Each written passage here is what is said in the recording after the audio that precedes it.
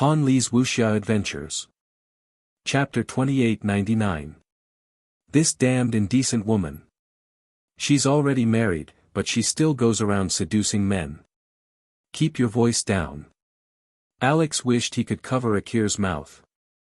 It's fine if you say this in front of me, but you mustn't say this in front of Big Brother. Who couldn't tell what Big Brother had been like all these years? Big Brother simply wouldn't listen to anyone slandering Arbor. Akir's eyes turned red from jealousy. What can I do to deal with her? Akir slammed the table and said angrily, why can a married woman seduce my brother Yas? I must think of a way to kill her. Shut up. Alex couldn't help but roll his eyes speechlessly. You think you can kill Arbor with your strength? With your strength alone, she only needs to lift a finger to crush you. Do you have a bad memory? Alex raised his hand and patted Akir's head. If Big Brother hadn't quickly saved you just now, you would be lying on the ground right now. Even I am not that girl's match, let alone you. Akir fell silent, but her eyes still flickered with intense unwillingness. Knock, knock, knock. Hurried footsteps ran up from downstairs. Where's Jojo? Qi Xianxian saw Akir and Alex and frowned. You must be Yas's sisters-in-law. Where did you take Jojo? How impudent and rude. Akir slammed the table and stood up with a ferocious expression. Without another word, she picked up a dirt ball and threw it at Qi Xuanxuan's face. She didn't manage to hit Arbor just now and almost suffered a loss from her counterattack. Now, she would get back at this woman first. Who told her to be so blind that she dared to shout at her Princess Akir? Bam! Qi Xianxian raised a meaty little fist and aimed it at the dirt ball Akir threw. A bolt of lightning wrapped around her fist and smashed it at the dirt ball. Boom! A square table was placed between the two of them. It flew up and shattered into pieces on the ground. Akir and Qi Xianxian both took 2 steps back at the same time. Duanmu Qing's body swayed and he reached out to block Qi Xuanxuan's back. That Ali also hurriedly reached out to grab Akir's soft body. Ah! Damn woman, you actually dare to be so disrespectful to this princess. I'll kill you. Akir shrieked. She felt as if her face had dropped to the ground and was being crushed into dregs.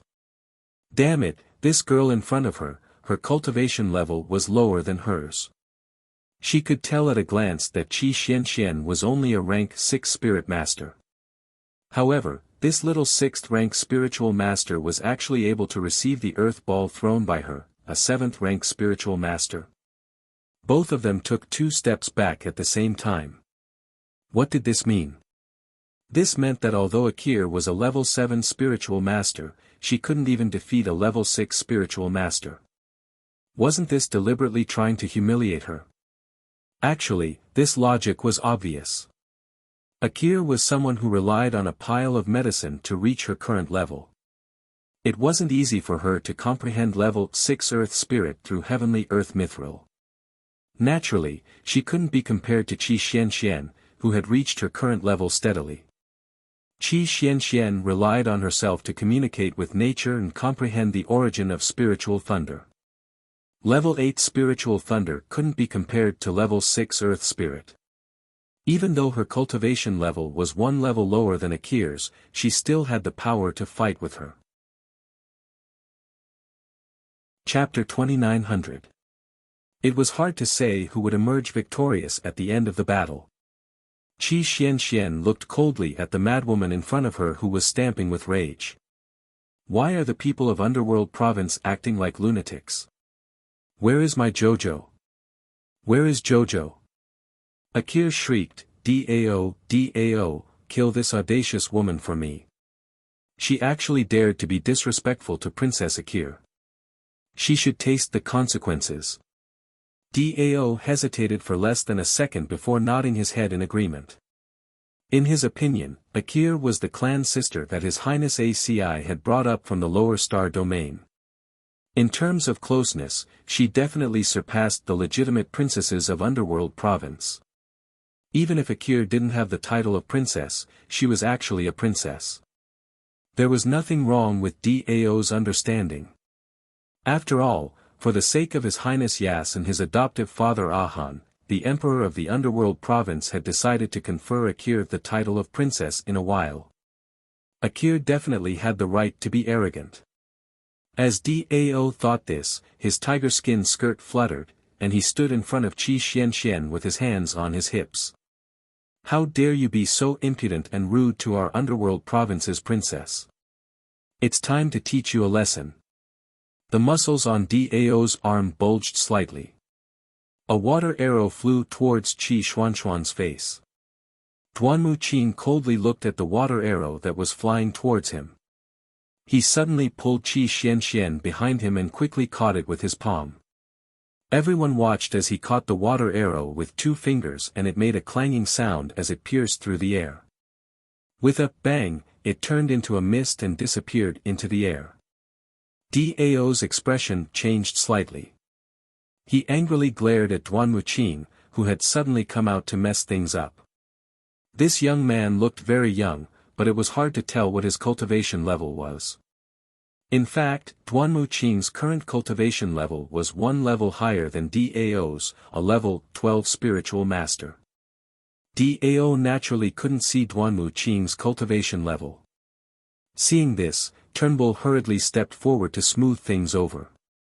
Everyone, please calm down. Qi Xuanxuan's small face was ashen with anger. You saw it. This person wanted to kill me just now. Little Fatty's face darkened as well. Since you're the ones who attacked first, then let's all attack together. Akir shrieked, you're all rebelling.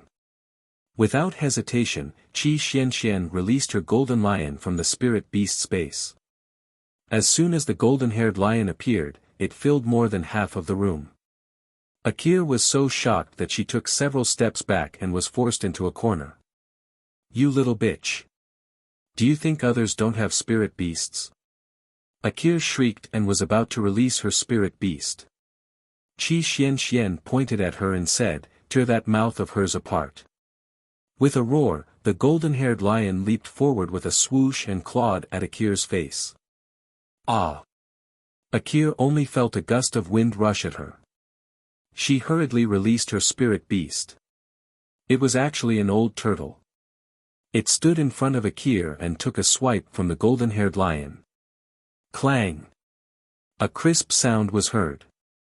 The golden lion felt as if its paw had grabbed onto an iron plate, and it was in pain from the recoil. Ah! Akir released the old turtle to block the attack. However, her body was pushed to the long table by the window by the old turtle. Unfortunately, this long table had already been shattered by the force. Akir pressed on nothing. She staggered and almost hit her head on the wall. Chapter 29:01. Seeing this, the golden-furred lion surreptitiously swiped at her again. Akir. Alarmed, Ali hurriedly came to her rescue, sending out a gust of astral wind. As the golden-furred lion dodged the astral wind, its paw missed its target and only managed to grab a strand of Akir's long hair, completely messing up her elegant and unique hairstyle. Akir was practically mad with anger. She screamed in shock as if she had suffered a great grievance. She said to Ali with red eyes, Ali, help me kill this woman in front of me. I'm going to kill her. This damned little slut. Her perfectly fine image of an elegant princess had been completely destroyed by this woman in front of her. What did she look like with her head and face? She didn't have the slightest bit of the demeanor of a princess. She looked like a beggar who had run over from the streets. The hair on her head was all crooked from the lion's claw. Ali was also a bit angry. You people, don't be so shameless. Did they think their Ming province's royal family was easy to bully? He didn't directly call for the hidden guards to attack them on account of their relationship with Arbor. Otherwise, they wouldn't have a good time. What are you all making a ruckus for? An angry shout traveled in from outside the room. An old man with an angry face strode in and looked around. His gaze landed on the battered and exhausted Akir in the corner. Behind the old man was a group of students who had secretly run up to watch the commotion. They were all looking at them as if they were watching a good show and whispering, "Wow, they're all going to be in trouble now." It's Consecrated Lu from the discipline hall. Consecrated Lu is very strict. He hates it when people cause trouble at the academy. Arbor didn't know that Qi Xianxian and the others were at odds with Akir's group in order to find her. At this moment, she was coldly looking at Yas, who was talking to himself, expressionlessly. Yas stared at her, feeling a bit upset. He felt that the little girl's stoic face wasn't as cute as her angry look when she had just charged in. This stoic face was really disgusting. When my mother told me about this, the first person I thought of was you. Back then, the person who saved my mother's family was your mother, Long Chuyun. On the surface, this marriage was arranged with the Mu family, but in fact, it was arranged with your mother. That's all you want to say? Arbor interrupted him with a sour face. I'm going to disappoint you. Firstly, I'm already married. Secondly, this marriage contract clearly states that the one who is engaged to you is the eldest daughter of the Mu family, the well-known genius eldest daughter, Mu Rouxian. Ming Yasi's face sank. Naturally, it can't be her. To put it nicely, her mother was a second wife. To put it bluntly, she was a concubine. Oh, no. Based on my investigation, when her mother was pregnant with her, she couldn't even be considered Mu Jingfeng's concubine. She could only be considered an outside wife. This marriage contract was signed 20 years ago. The eldest daughter of the first wife mentioned in the marriage contract refers to you. It's this woman, Mu Rouxian, who snatched your identity and even snatched your destined marriage. Arbor knitted her brows. These words sounded strange. If she was snatching Yas's destined marriage, then she really should thank that eldest daughter of the first wife. Chapter 2902. Thirdly, and also the most important point. Arbor coldly glanced at Ming Yasi. My surname is Chiao. Ming Yasi's heart was stifled by her last sentence. What 1, 2, 3, where did all these reasons come from? They were all just excuses. My Ming province's imperial family will send a marriage proposal to the Mu clan in the name of the great emperor. Ming Yasi looked at the little girl in front of him, his expression indifferent as he said, Arbor, you can't escape. You will definitely become my woman in this lifetime. Ming Yasi took a step forward, suddenly grabbing her small hand. Without any warning, he forcefully pulled her to his side. Without another word, Arbor kicked him with all her might. Her wrist struggled with all her might, but he firmly held it in his palm. Do you see? This is our marriage proposal. Since 20 years ago, you and I were destined to be a pair. 20 years your ass. Arbor twisted her arm, but it was firmly clamped down by his iron-like fingers. The startled swan dagger moved according to her will, flashing away in a flash. The instant it flew out of her conscious, it attacked Ming Yasi's throat. This cunning and ruthless little girl was stabbing at his fatal throat. She wanted to kill him in one blow. Ming Yasi tilted his head and swiftly dodged, dragging the little girl to the window. He recalled the first time they met in Shuang City. This vicious and merciless little fellow had treated him so bluntly. So much so that she didn't treat him as a human at all, using him as a medicine man. He had never understood why this little fellow was so ruthless to him. Later, he figured it out. When they first met outside Shuang City, he attacked the martial uncles and senior sisters by his side without knowing the inside story, almost injuring them. Because of this, this little fellow had regarded him as an enemy from beginning to end. He firmly grasped her wrist, his gaze fixed on her. Are you still angry with me over the matter from a few years ago? I admit that I was wrong that time. I shouldn't have led Flying Eagle Squad to attack your master and senior sisters by your side. But it's been so many years, can't you forgive me at all? Besides, when I was your medicine man, I took your poison for 3 meals every day. This debt should be enough to repay. Yas dragged the little girl to his side. Why do you always treat me as an enemy? Can't we start over and get along well? Miss Chiao was flustered and exasperated. She stared coldly at the 5 fingers on her arm. Let go.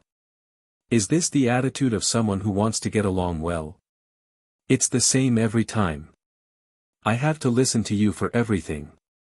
If we don't do as you wish, is that disobeying your superiors? Jojo. Ming Yas closed his eyes in pain. Why can't you let go of your prejudice against me? Do you know how overjoyed I was when I heard about this marriage from my mother?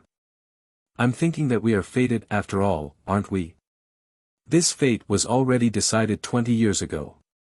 If it weren't for various reasons that caused us to miss each other, you and I would be a legitimate husband and wife now. Arbor looked at the somewhat fanatical look in this person's eyes, and she was inwardly shocked. She never would have thought that this Ming Yas would actually crazily like her. Did she treat him that way back then? What kind of illness did this person have to like her? Thump, thump, thump, thump. Thump. Bang. The defensive barrier that Ming Yas had set up suddenly shattered into pieces. The 6th watch ended. Chapter 2903. The defensive barrier was broken by an external force, and Ming Yasi was the first to bear the brunt of it. A cluster of purple flames flew toward Ming Yasi's head without another word. The moment Ming Yasi dodged, a black figure swiftly arrived beside Arbor. Mo Lien's phoenix eyes darkened. She reached out to grab Jojo by the waist and hugged her as she retreated a few steps. I'm afraid I'll have to disappoint you completely. Mo Lien coldly glanced at Ming Yasi. No matter how much you fight, everything you do will be in vain. Jojo is my wife. This is a fact that no one can change. Arbor raised her small hand and subconsciously patted Mo Lien's chest. When she turned to look at Ming Yasi, her eyes were filled with annoyance. What a headache. She didn't expect Long Chuyun to cause her a problem with the marriage contract from 20 years ago. She naturally couldn't acknowledge it now. Besides, what she said before was right. Her name wasn't written on the marriage contract at all. It was completely Ming Yasi's own wishful thinking. Ming Yasi smiled at them, but there was a hint of strangeness in his smile. This marriage contract is bound by the laws of heaven and earth. If there's a restriction, it should be on you and Mu Rochuan, Arbor said irritably. She wasn't some nuisance of the Mu family's eldest miss. Ming Yasi stared at her with a dark gaze. Jojo, you will change your mind. Your Mu family can't bear the consequences of deceiving Ming Province's imperial family. Arbor was furious. If Mo Lien wasn't hugging her, the little fellow would have run over and punched him again, walking right into the trap. Who deceived Ming Province's imperial family? Your Mu family. Ming Yasi said resolutely. Say, if my imperial father finds out that the Mu family actually used a woman born from an outside to fob me off, won't he be so angry that he'll vent his anger on the entire Mu family? He carefully looked at Arbor's small face. However, her cold and angry expression gradually calmed down. Ming Yasi was going to find trouble with the Mu family. Then, let him go and find it. Anyway, she did not have much to do with the Mu family. The one who should be having a headache should be Mu Jingfeng. Go ahead, Arbor growled at him angrily. Furious to the extreme, Yas actually flew over to Arbor. However, before his fingers could touch her wrist, Mo Lien blocked them with one hand. Courting death. Prince Mo forcefully swatted Ming Yasa's hand away. Without any warning, a slender black longsword stabbed towards Ming Yasa's chest. A hint of anger flashed across Nether Yasi's face. He still remembered how this person beat him up in Shuwang City a few years ago. Now that the old and new grudges were added together, Ming Yasi couldn't wait for Mo Lien to die right now. When Mo Lian's Raven Moon sword was right in front of his eyes, Ming Yasi blocked it with his earth shield. Following that, Mo Lian's purple flames covered the sky and covered the earth. Like a meteor shower, they swept towards Ming Yasi. Miss Qiao opened her small mouth, but she didn't have time to say anything. Instead, she saw two black figures fly out in front of her with a whoosh. The collision of the two people's power was like a dazzling light that suddenly lit up the entire dining hall downstairs. Arbor only saw the two people suddenly rush out of the second-floor window. Following that, the window was flattened by the two people's power, and rubble tumbled down. Inexplicable. Arbor angrily cursed in her heart. She got up to have lunch properly, but in the end, she actually encountered this kind of thing. This Ming Yasi was really hateful. Don't wait for me, I'll say it's over when I'm done. This week, I've been updating at this time. Chapter 2904. Bam! The onlookers downstairs were almost scared to death. What kind of trouble had they gotten themselves into? I came here for lunch out of the blue, but I ended up encountering two princes fighting each other without knowing the reason. Everyone rushed out of the cafeteria like a swarm of bees. Wasn't this a joke? Her Highness Lien's indiscriminate purple fire had almost scared them to the point of peeing their pants. Wherever it was lit, it would burn, and wherever it was burned, it would turn into ashes. How was he supposed to deal with this? Besides running, they could only run. Arbor also hurriedly jumped down from the second-floor window and waved at Mo Lien. Lien. Mo Lien's Raven Moon sword was covered in layers of fire spirits. She slashed along with the sword intent and attacked continuously, not giving Ming Yas any time to think about how to counterattack. The speed at which she changed her moves was shockingly fast. All the onlookers only felt that their parents had given them two eyes, which were not enough at all. They only knew that Her Highness Lien had already changed her moves countless times in the instant she attacked. Every move was fatal and aimed at Ming Yas's weak spot.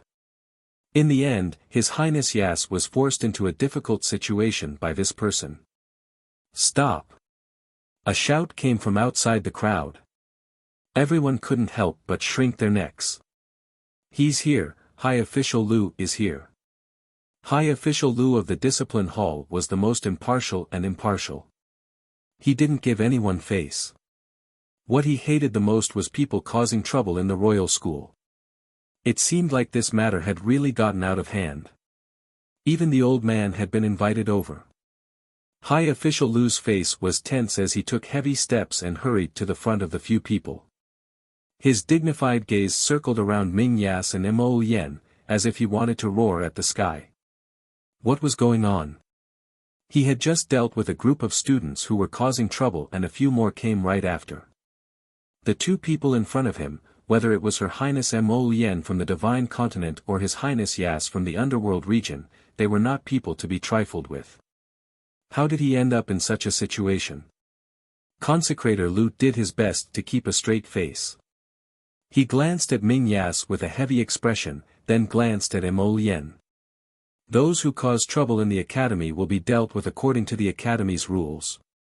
The situation between the two of you is especially serious.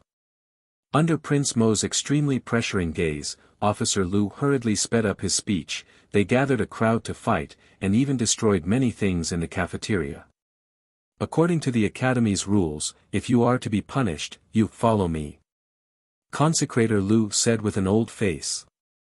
He quickly turned around, mainly because he didn't want to make a fool of himself in front of the students. Inexplicably, under the pressure of Crown Prince Lien's terrifying gaze, he felt like he couldn't continue. When Arbor heard the old man say that he was going to punish Mo Lien, he quickly followed him. When they arrived at the discipline hall that the old man had mentioned, they couldn't help but be dumbfounded as soon as they walked through the door. Qi Xianxian and the others were all there. Jojo. Seeing that Arbor was safe and sound, Qi Xianxian and the others heaved a sigh of relief. It was just that their current appearance was rather disheveled. Hundreds of wooden stakes with sharp blades had been set up in the discipline hall's courtyard. Qi Xianxian and the others had activated their defensive spiritual shields and were standing on the stakes. The sharp blades were pointed at their feet. As long as they lost their balance and fell down, they would definitely suffer a lot. 2 hours. Consecrator Lu threw down these words, as if he was about to flee in defeat. Chapter 2905. Sigh, he actually didn't want it to be like this. Just like back then, he also wanted to put on the airs of a commandment hall venerable and give Ming Yasi and His Highness Mo Lien a good dressing down. However, Mo Lien and Ming Yasi's gazes were truly enough to send chills down one's spine. Rather than saying that he was scared off by their statuses, it was more accurate to say that he was forced to retreat by their auras. In any case, he had maintained the discipline hall's dignity in front of all the students. Since they were already at their destination, he could just casually punish them.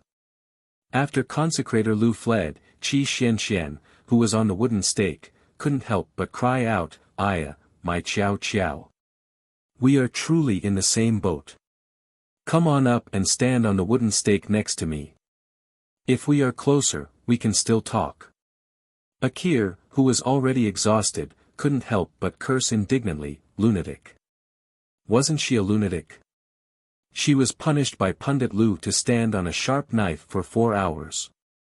Because they didn't want to step on a sharp knife, everyone could only use their maximum spirit power to rise into the air and create a spirit power barrier to prevent themselves from falling and getting stabbed by the knives.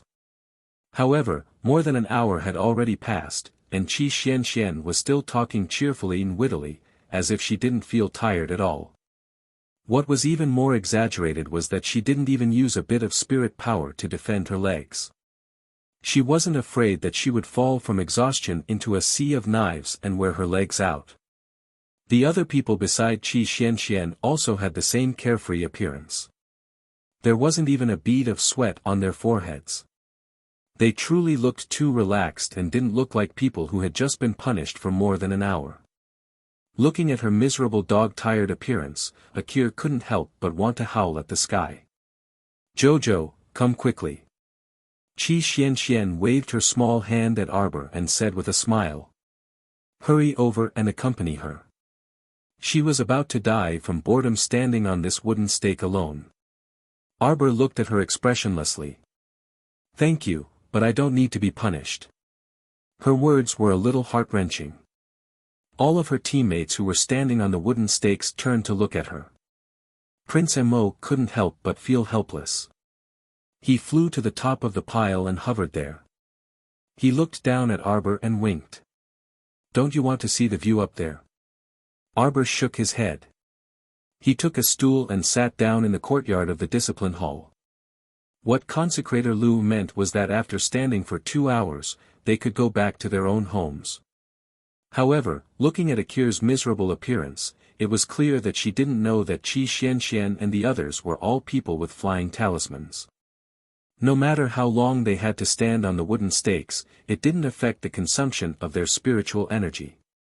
So, it was really quite a scam. An hour later, Qi Xianxian and the others quietly put away their flying talismans and willingly stayed on top of the wooden stakes, consuming their spirit energy. The main thing was that it was fine if he was lazy for a while, but he still had to cultivate properly. 2 hours later, Consecrator Lu of the Discipline Hall came to inspect everyone's results.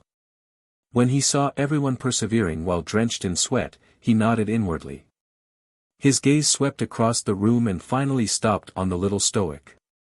"Why are you here?" "My husband is being punished, so I naturally have to accompany him," Arbor said with a glance. Chapter 2906. Consecrator Lu snorted, "This old man heard that you've only attended the first day of class and you've already taken a few days off." When Arbor heard this, she immediately looked at him warily. "What are you trying to say?" His next words couldn't be, "Since you're so free, go stand on the knife pile for a while." What a joke. She didn't want to stand there in the cold wind with nothing to do. Pundit Lu chuckled dryly and turned to look at her. Today's matter should be caused by you, that's right, Pundit Lu. Akir caught her breath and quickly said, you can't favor one and discriminate against the other. How can you just punish us? Punish her. Punish her. Arbor glanced at her. She only vaguely knew that this woman was someone who followed Ming Yas and Ollie around all year round. She wasn't familiar with her, so why did she jump out at this time to annoy others? Arbor glanced at Pundit Lu and turned to leave without waiting for him to speak. She even waved her small hand as she walked. I'm in a hurry to go out. If you have anything to say, come back first. Pundit Lu was a little dumbfounded. This was the first time he saw a little girl who dared to put off their discipline hall like this. Mo Lien and the others were overjoyed. They turned and hurried to catch up with the little girl. The group of people left in less than 2 minutes. In the large courtyard, only the people from Ming Zhou were left looking at each other coldly. Ming Yas unconsciously clenched his fists. He saw very clearly that when the little girl left, she didn't even glance at him. He knew that the little girl didn't like him, but he had already said that. The marriage contract from 20 years ago clearly stated that he was engaged to her. But why was she always unwilling to calm down and listen to him? Arbor didn't care about what Ming Yas was thinking. That night, she packed her things. The next morning, she and her husband took Chen Qi and Lu Zheng across the east side of north-facing Great Forest and headed for Rosy Clouds Peak.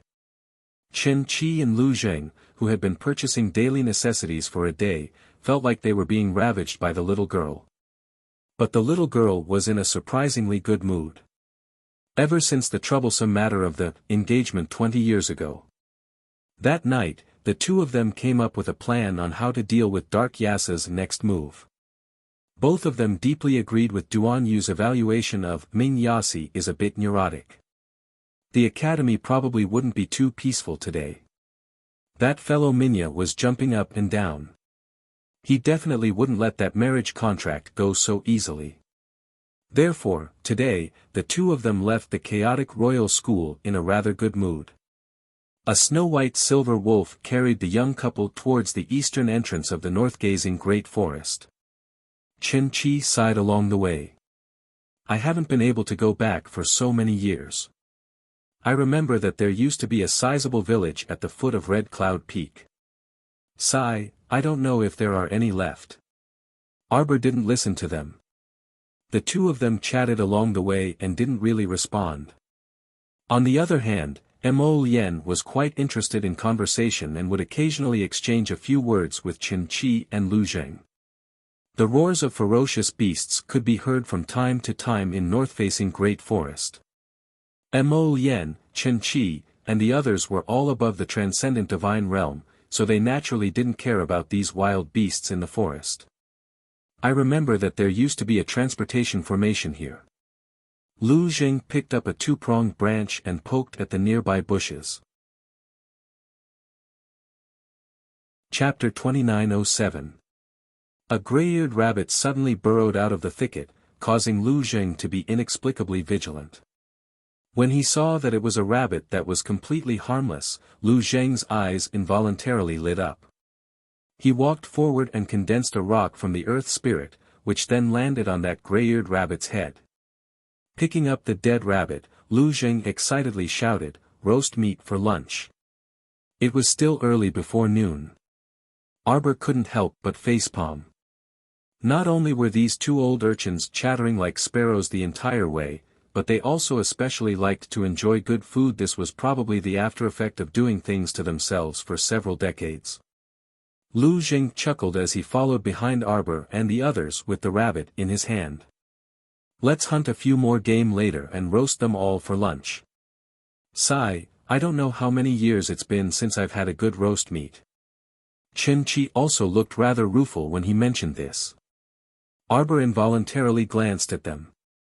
Then I'll let you guys have a taste of Sir Jojo's culinary skills in a bit. Many thanks, second faction master. The two fellows joyfully cupped their hands at her in unison. Only Prince Mo, who knew the truth, twitched his lips slightly. To be honest, his Xiao Bao's culinary skills really weren't that great. When Jojo said she wanted to cook, insiders like him and Duan Yu didn't have much hope in her.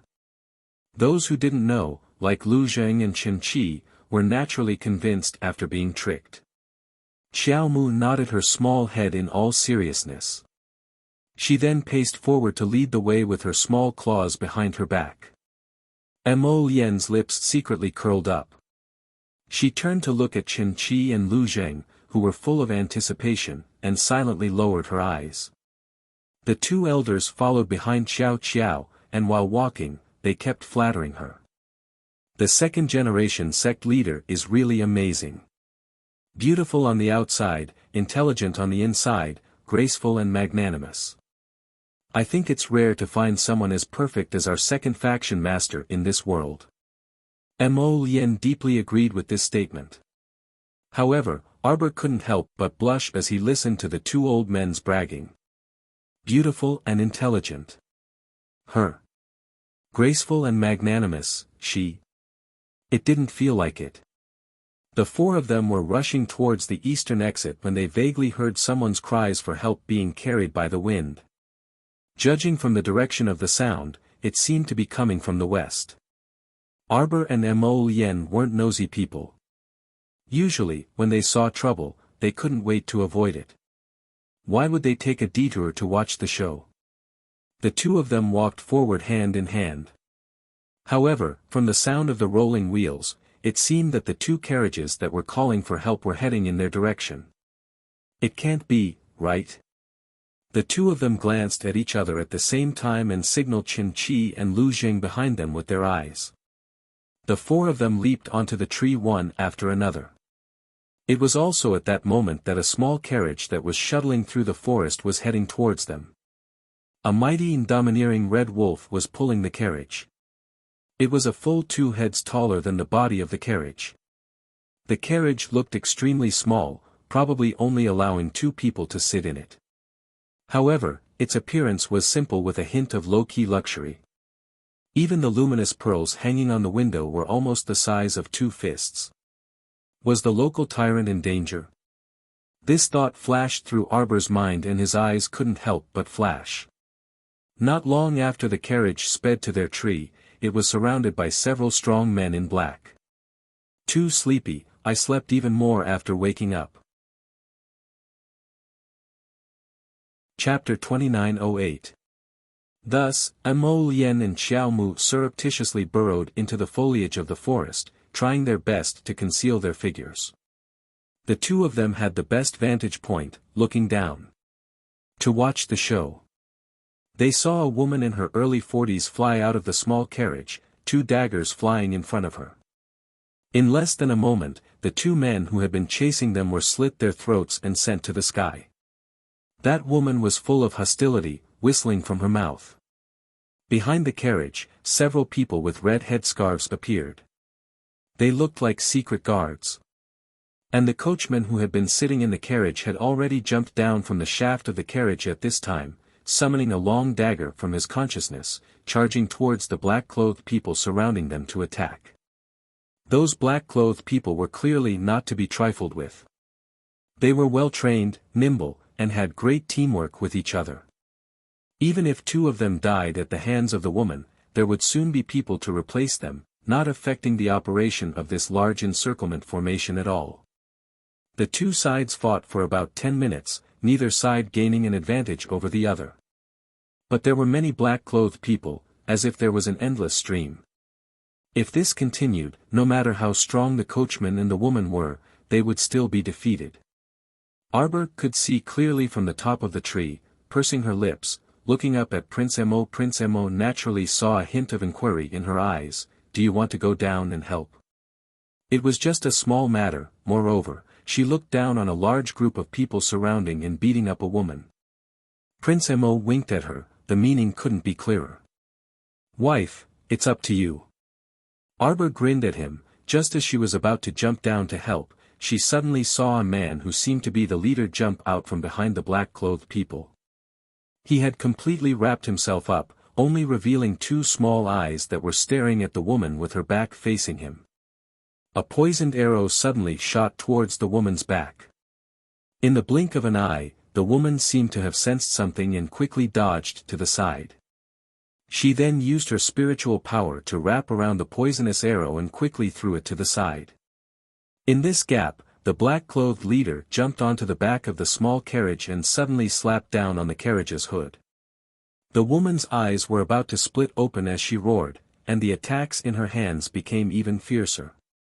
In less than a second after the black-clothed leader jumped into the carriage, he carried out a round object wrapped in grey cloth. He whistled, and all the men in black quickly gathered around him, blocking off the red scarf secret guards that were attacking them. They protected the leader and quickly retreated into the depths of the forest. They advanced and retreated in an orderly manner, and they cooperated with each other very well. It was simply impossible for others to intervene. The middle-aged woman was furious when she saw this. She fought off the two men in black with all her might and rushed to the front of the squad leader. She reached out her hand to grab the grey cloth package in his arms. Bang! Bang bang! The two people quickly exchanged 3 palms, and the grey cloth package sank down. The grey cloth on top of the package slid down, and unexpectedly, half of a small bald head was exposed. Arbor, who had originally wanted to attack, saw this and her almond eyes suddenly widened. With a whoosh, she jumped down from the tree. Mo Lien followed behind her, and with a wave of her sleeve, she sent the startled black-clothed men flying. Bang! Several people fell to the ground, and before they could react, the Black Moon Sword's light flashed, taking their lives. Chapter 2909. The black-clothed leader's hand paused. He raised his head and saw a slender figure like a fleeting shadow. With a whoosh, the figure leaped in front of him. The little girl stretched out her hand without saying a word. Water spirit ice condensed into a sword and went straight for his neck.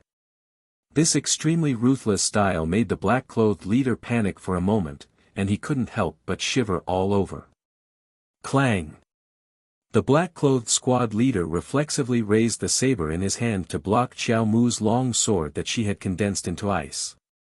When the snow-white ice crystals came into contact with the blazing flames on the squad leader's saber, not only did they not show any signs of being extinguished, they even emitted a cold aura outwards. On the contrary, the blazing fire that covered the saber of the squad leader was slightly weaker, as if it was about to be extinguished. The black-clothed leader was horrified and blurted out, "Who are you?" The little girl looked 16 or 17, but her attack was deadly. Of course, in Shenzhou, you couldn't underestimate any child who looked very young. Because who knew if this child was a centuries-old monster pretending to be young? However, Xiao Mu simply ignored him. She flicked her long sword, which had condensed water into ice, over, drawing out several beautiful sword flowers as she stabbed towards the black-clothed squad leader's chest. The leader held a long grey bag in one hand. Even if he was in his prime, he might not be the little girl's opponent, let alone fighting with Arbor with one hand. Arbor stretched out her hand and slapped. Spiritual power vibrated out and knocked the man's knife out of his right hand. It fell to the ground with a clang. The leader panicked for a moment and turned to run with the grey bag. But when he lifted his foot, he felt his legs go soft. The next moment, he knelt on the ground and spat out 2 mouthfuls of black blood. He lowered his head and saw that the wound caused by the little girl's ice sword was bleeding black blood. Judging from the abnormal color, he must have been poisoned by the other party's attack. The leader trembled all over. Before he could even shout out, he was kicked to the ground by the little girl. Xiao Mu didn't allow for an explanation and snatched the grey cloth bundle from the man's arms. Her slender fingers gently flipped open the grey cloth bag, revealing a jade-like and adorable little face that looked like a pink dumpling. Wasn't the little monk Kong Kong the little kid with a jade face and red lips? As Xiao Mu gazed at the sleeping little monk, her heart inexplicably sank with a thump. The little monk was here. Then what about her family on Seacombe Planet? Could it be that some powerful enemy entered Seekong planet and took Kong Kong from her family? Her heart swayed up and down. When she thought about what might have happened to Wei Ziqin and the others on Seekong planet, she exuded a cold aura and felt tormented. Arbor raised her hand and pushed a few acupoints on Kong Kong's body. Seeing that he didn't move, her heart sank. At this time, Mo Lien had already taken care of that group of black-clothed men. Her figure flashed and she arrived beside Arbor. Jojo. He also saw the little monk's condition at a glance and couldn't help but frown. What's wrong with him? Someone probably fed him a sleeping pill. Arbor looked suspiciously at the woman and coachman. The more she looked at them, the more suspicious she felt. Who are you? Arbor's gaze was sharp. Why were they driving that carriage and fleeing with Kong Kong in the great forest facing north? Chapter 29:10. Greetings to Your Highness the Crown Prince. Greetings to the Crown Princess. The two simultaneously bowed to Prince Mo and Arbor, clearly recognizing them. Arbor didn't let down his guard, his scrutinizing gaze moving back and forth between the two. Who are you people? Why did you kidnap Kong Kong? Crown Princess misunderstands. The woman hastily waved her hand and said, We husband and wife are Great Elder Kongyan's personal guards. We were ordered to go to Seekong planet to pick up Kong Kong. Zhu Fan and his wife expressed that they didn't understand why their master suddenly couldn't think straight and ran off to become a monk for so many years. How could their master not think straight to do such a willful thing? Arbor silently glanced at them. Do you have any proof? Empty words. Just because they said they were Kongyan's guards, it was true. Arbor's eyes were clearly suppressing some doubt and disbelief. Seeing this, Zhu Sanyang hastily reached into her pocket and took out a token, respectfully handing it to Prince Mo. Prince Mo only glanced at it absent-mindedly before turning to Arbor and nodding slightly. It's the head elder's token. Arbor's expression finally relaxed as he glanced at them. When you went to pick up Kong Kong, did my family say anything? Replying to the Crown Princess, because of the problem at the passageway, we were on a tight schedule. Picking up Kong Kong went smoothly, and after we produced proof, Madame Qiao nodded in agreement. It's just that Madame Qiao looked a little reluctant to part with Kong Kong and was even more concerned about you, Crown Princess. Arbor silently nodded. Mother naturally couldn't bear to part with Kong Kong. She'd raised Kong Kong for a while, and Kong Kong was clever and adorable. She was also usually very silly and adorable. Mother must be very depressed now that the family suddenly lost a happy fruit. Arbor reached out to stroke Kong Kong's little head, his gaze indifferently looking at Zhu Sanyang and her husband. Is everything well in my family? Before this subordinate left, everything was fine in your residence. Arbor let out a sigh of relief. The inexplicable tension he felt when he saw Kong Kong seemed to have dissipated a lot. However, for some reason, there seemed to be a shadow lingering at the bottom of his heart. It was as if that wisp of bad premonition could not fade away. Was it you who gave Kong Kong the sleeping pill? Arbor's face looked very ugly. Zhu Sanyang's face revealed an awkward expression as she hurriedly explained, Kong Kong has been rather noisy along the way. The child didn't want to leave Wei Ziqin's side and thought about running away every day. If this continued, Zhu Sanyang and her husband were worried that they would lose the child and not be able to answer to Great Elder Kong Yin. They had no choice but to do this. Moreover, the couple didn't have any children, so they didn't have much experience in raising children. How could they have the patience to fight a battle of wits with a little brat? Arbor glanced at them indifferently. Of course, she knew that it was impossible for two strangers to treat Kong Kong well without any compensation. However, she didn't like these two people very much either. The little stoic said with a sullen face, this sleeping pill's dosage is too high. It's not good for his small body. The couple was even more embarrassed now. The Crown Princess was blaming them for not taking good care of the little monk Kong Kong. Crown Princess, please forgive us. Zhu Sanyang was someone who knew when to yield and when to stand tall. She hastily cupped her hands and bowed. It was us husband and wife who didn't think things through.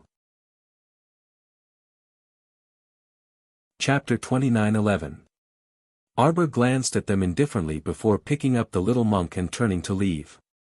Zhu Sanyang couldn't help but feel anxious, and she hurriedly said, "Crown Princess, we still need to bring this little monk Kong Kong back for Great Elder Kong Yin to look over." The little monk wasn't an object, so why bring him back for Kong Yin to look over?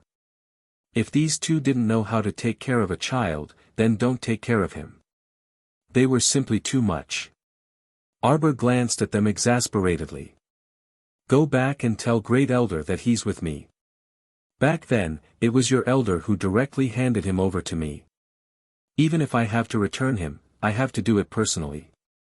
Arbor bluntly retorted the two. Kong Yin, that darn baldy, was really too unreliable. He didn't go to Sikong Planet to take care of the little monk himself, but sent two people who had no patience for children to take care of him. This sleeping pill naturally had a time limit, and the little monk probably hadn't been following them for just a day or two. They'd been feeding the little monk sleeping pills the entire time. How could the child's body take it? The more she thought about it, the angrier Arbor became, and her gaze toward the couple became increasingly unfriendly. "Why aren't you leaving?" the little fellow shouted impatiently. Did she want to continue being rebuked, or did she want to be rebuked? Zhu Sanyang and her husband rubbed their noses, knowing that they were in the wrong. They hurriedly cupped their hands and said, "Yes, Crown Princess. Then we'll go back and reply to Great Elder." Arbor sneered. "You can reply however you like." Her gaze had already turned cold. Zhu Sanyang and her husband had been in the pugilistic world for many years, so how could they not understand other people's expressions? Although the little girl's realm wasn't as high as theirs, her status was much higher than theirs. Glancing at His Highness the Crown Prince, who didn't look too good, Zhu Sanyang promptly cupped her hands at the two people. She very perceptively tugged at her husband Zhu Fan's hand and pulled him to leave together. If they stayed any longer, who knew if the little Crown Princess would flare up at them on the spot? Arbor took a deep breath. Seeing that the two people had already turned to leave, she wrapped the gray cloth around the little monk's chubby body and carried him to a nearby tree. "Is this drowsiness pill very difficult to cure?" "Wait for me." Xiao Mu's figure flashed into Paradise Planet. With a cold stoic face, she picked some medicinal herbs that she needed from Paradise Planet's 100-herb garden. Soon, he refined an antidote and came out of the peach garden. In the blink of an eye, Arbor came back with an antidote. He squatted under the tree and stuffed the antidote into the little monk's mouth. He then stroked the little monk's small body and helped him swallow the pill. After a short moment, the small monk's long eyelashes fluttered. Then, he slowly opened his eyes with a vacant look on his face. The first thing he saw was Arbor's stoic face. Then, he saw the equally expressionless Mo Lien beside him. "Benefactress. Your bandit husband actually entered this little monk's dream. Hurry up and chase him out." The small monk opened his mouth and said. Mo Lien's handsome face completely darkened. "Who's the bandit? Explain clearly." Mo Lien stared at the small monk with a spurious smile and said word by word. Hey, why did this feel so real?" The small monk reflexively pinched the back of his hand and muttered to himself, "It doesn't hurt." "As expected, I'm dreaming." "Arbor, you pinched my hand," the little stoic expressionlessly said. Chapter 29:12. The little monk couldn't help but feel embarrassed. His cute little face turned towards Arbor, and he blinked his big, watery eyes. Female benefactor. "Don't act cute," Arbor said expressionlessly. Yes, this was the tone. He really wasn't dreaming, the female benefactor was right in front of him. "Female benefactor, it really is you, oh, female benefactor." As if he had just woken up from a dream, this child turned his little palm downwards and slapped his own thigh. It hurts, it hurts. The little monk grinned, and suddenly reached out his two little radish-like hands and threw himself into Arbor's arms. His tears were like golden beans falling down one by one. Female benefactor, you came to look for Kong Kong. Arbor's heart couldn't help but soften, but her face remained expressionless. She raised her little hand and patted his back twice. All right, a real man bleeds and doesn't cry. What are you crying for? Amitba, this little monk is only 5 years old this year. Strictly speaking, I'm still not a real man. When this little monk achieves great merit one day, I will repay the 4 great favors and help the 3 hardships. Arbor reached out and covered the little monk's little mouth. This child's habit of nagging since he was young couldn't be changed. It's fine if you're nagging, but you're still nagging about those Buddhas and gods all day long. You're so scholarly, don't you find it tiring? The little monk gazed at Xiao Mu with a pair of large, round eyes with distinct black and white. Benefactress, benefactress. It's not easy for men and women to touch each other. You let go of this little monk. Arbor flicked his full forehead. Shut up. The little monk pursed his little mouth, drooped his little head, and said in a small voice, You've changed. You weren't like this before. Arbor, you used to hug me and coax me in a small voice. The little monk Kong Kong said pitifully, You used to comb my hair and braid my hair. You weren't as fierce as you are now. This time, even Mo Lien was speechless. Speaking of which, do you have hair on your head? Why did she have to braid her hair? She was probably dreaming about his Chiao again. The child had dreamt of Jojo, who was as gentle as water, just like her mother. There was a 99% chance that she had taken Jojo as her mother. Arbor stroked the little monk's head lovingly. Come, tell me, how do you feel now? This little monk's heart hurts. I feel uncomfortable everywhere. Benefactress, why don't you carry this little monk for a while? Kong Kong's chubby little hand blocked his heart. Arbor, exclamation point. Why did she want to slap this child to death so much? On the side, Mo Lien felt that something was amiss even more. Why is this little monk so good at flirting with girls? He must have been born with this flirting skill. How old is he? He's already so good at coaxing little girls. His 6 senses are really not clean. Before Arbor could do anything, Mo Lien appeared in front of the two of them in a flash. She lifted the little monk's chubby body with her fingers. She said to the little monk heartbreakingly, You're too heavy. Arbor's mouth twitched. Actually, she had also noticed that the little monk seemed to be even chubbier than before she left. She could imagine how well her mother, Wei Ziqin, fed him at home. If he continues to be this fat, he'll develop horizontally. The little monk widened his round eyes. Benefactress, your husband is insulting people again. Chapter 29:13. Mo Lien looked at him expressionlessly.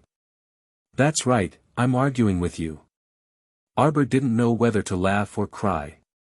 Strictly speaking, these 2 men, one big and one small, the small one really wasn't considered a man. Every time they met, they would always fight like dogs biting dogs for some reason. The little monk waved his 4 claws and kept kicking his legs in the air as he shouted, Benefactress, benefactress, hurry and save this little monk from your bandit husband. Arbor looked at them speechlessly. He reached out and took the little monk from Mo Lien's hands and patted his back comfortingly. All right, don't always court death by yourself. The little monk put on an innocent face and looked at him. How was he courting death? It was clearly this Crown Prince Lien who was too petty. Benefactress was indeed his wife, but she was also his benefactress. The little monk's bun-like face was taut in anger as he turned his head to glare at Mo Lien. Then he turned his head and leaned on Arbor's shoulder. Benefactress, how did you find me? His eyes suddenly lit up. Without waiting for Arbor to speak, he continued, "It must be because this little monk and benefactress are fated to have a deep relationship." Arbor couldn't help but want to chuckle. Ever since he woke this child up, he hadn't stopped nagging until now. This really was a chatterbox little monk. "Little master, you're very intelligent, ah." Chen Qi, who had been watching silently for a long time, suddenly couldn't help but laugh. "Little master, are you interested in learning forging from this old man?"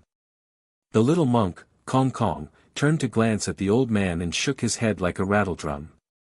"This little monk is a monk. First, I don't seek fame, and second, I don't seek profit. I don't need to delve into forging." Arbor couldn't help but find it a bit funny when he heard this. He raised his hand and lightly poked the little monk's round face. "Learning forging is very useful.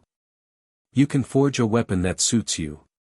The little monk sneaked a glance at the dark-faced Prince Mo and quietly muttered, "Doesn't your husband know how to forge? What kind of weapon does this little monk want? If you want it, just ask your husband to make it for you." Arbor didn't know whether to laugh or cry when he saw the meaning in the little monk's eyes. This child was used to bickering with Mo Lien, but at the crucial moment, she just had to think of Prince Mo. It could be seen that in the depths of his heart, he actually valued and approved of the crown prince very much. "Do you know who those black-clothed men chasing you are?" "What men in black?" The small monk looked around.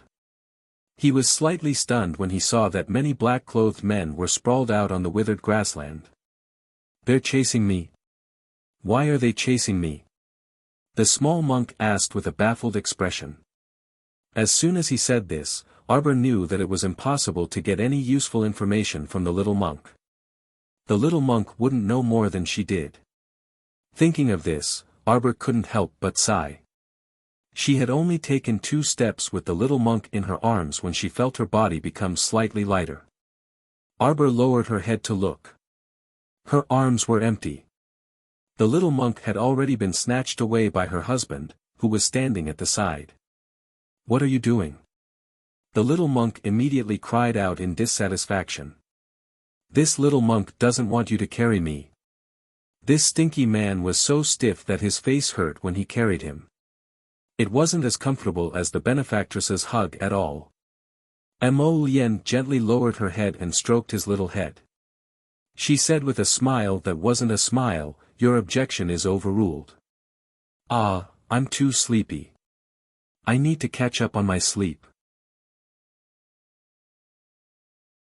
Chapter 29:14 Benefactress.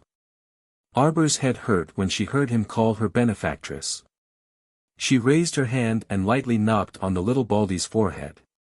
"Do you still remember how you came here?" Although this little monk was only 5 years old, he was a little shrewd and very clear-minded. The little fellow couldn't help but cry at the mention of the little monk's sad past. "When those 2 people came to take me, they said Master Abbot wanted them to take me back." This little monk hugged benefactress's mother and cried bitterly. After bidding farewell to benefactress's sister-in-law and family, this little monk was very sad the whole way. They didn't give this little monk vegetarian food to eat. This little monk's stomach grumbled the whole way. Speaking of this, the little monk appeared even more heartbroken. His large, pitiful eyes stared straight at Arbor, making her not know whether to laugh or cry. To put it bluntly, the little monk missed his mother's cooking. On the way from Sikong Planet to China, he felt like he suffered a huge blow. There was no food to eat. This little monk originally wanted to dig up some mushrooms to stew a soup, but the couple said it would take too much time. This little monk didn't feel anything after that. "I was probably drugged by them, so I was in a daze the whole time," the little monk muttered, his bright, sparkling eyes staring at Arbor. "Benefactress, do you have vegetarian buns?" Arbor couldn't help but reach out and rub his shiny little head. She took out 2 vegetarian buns from her inner world and handed them to the little monk. "Where's your inner world? Where's your storage talisman? There's so much food inside, so why don't you eat?" The little monk shook his head. Benefactress, there's a saying that wealth shouldn't be exposed. Although this little monk has no intention of harming others, I can't let my guard down. Mo Lian's mouth twitched, and she couldn't help but want to rub her forehead. She really wanted to explain to the little monk that those 2 vegetarian buns really didn't count as wealth. If you want to expose them, then expose them. No one will snatch them from you. Besides, this little monk shouldn't use this little monk's food reserves until we're at the end of our rope. Arbor, let's just say that this little mischievous brat understood better than anyone else. After saying so much, the most important point was that the little monk did not trust Zhu Sanyang and her husband at all. At that time, with Zhu Sanyang and her husband's martial prowess, they came to Seacombe Planet's Qiao family. Even if the little monk was suspicious of their identities, he would still obediently follow them. Because if he didn't leave, he would definitely implicate the Qiao family. Qiao Mu understood the little monk's thoughts after a quick thought, and her heart softened into a complete mess. She reached out and hugged little Baldy, taking the initiative to kiss his bald head. Kong Kong, don't be like this in the future. If you have any doubts, you can tell my lord clearly. At that time, even if those 2 people wanted to force their way in, my mother and the others might not be unable to protect themselves. Because when she left a lot of things for her mother. They were all placed in the storage talisman beside her parents' bed. Benefactress, will you bring Benefactress's parents and siblings over to play with this little monk? I will. Arbor's gaze was firm and full of expectations. Soon. The little monk nodded his head and took a bite of the bun. Suddenly, he seemed to have thought of something and raised his hand to touch his bald head. He cried out in alarm, Benefactress, this little monk has become a monk and is wholeheartedly devoted to Buddhism. I will not accept your love. You must not fall in love with this little monk. Ba, Arbor, Mo Lian's mouth twitched. She picked up the little monk and said, shut up.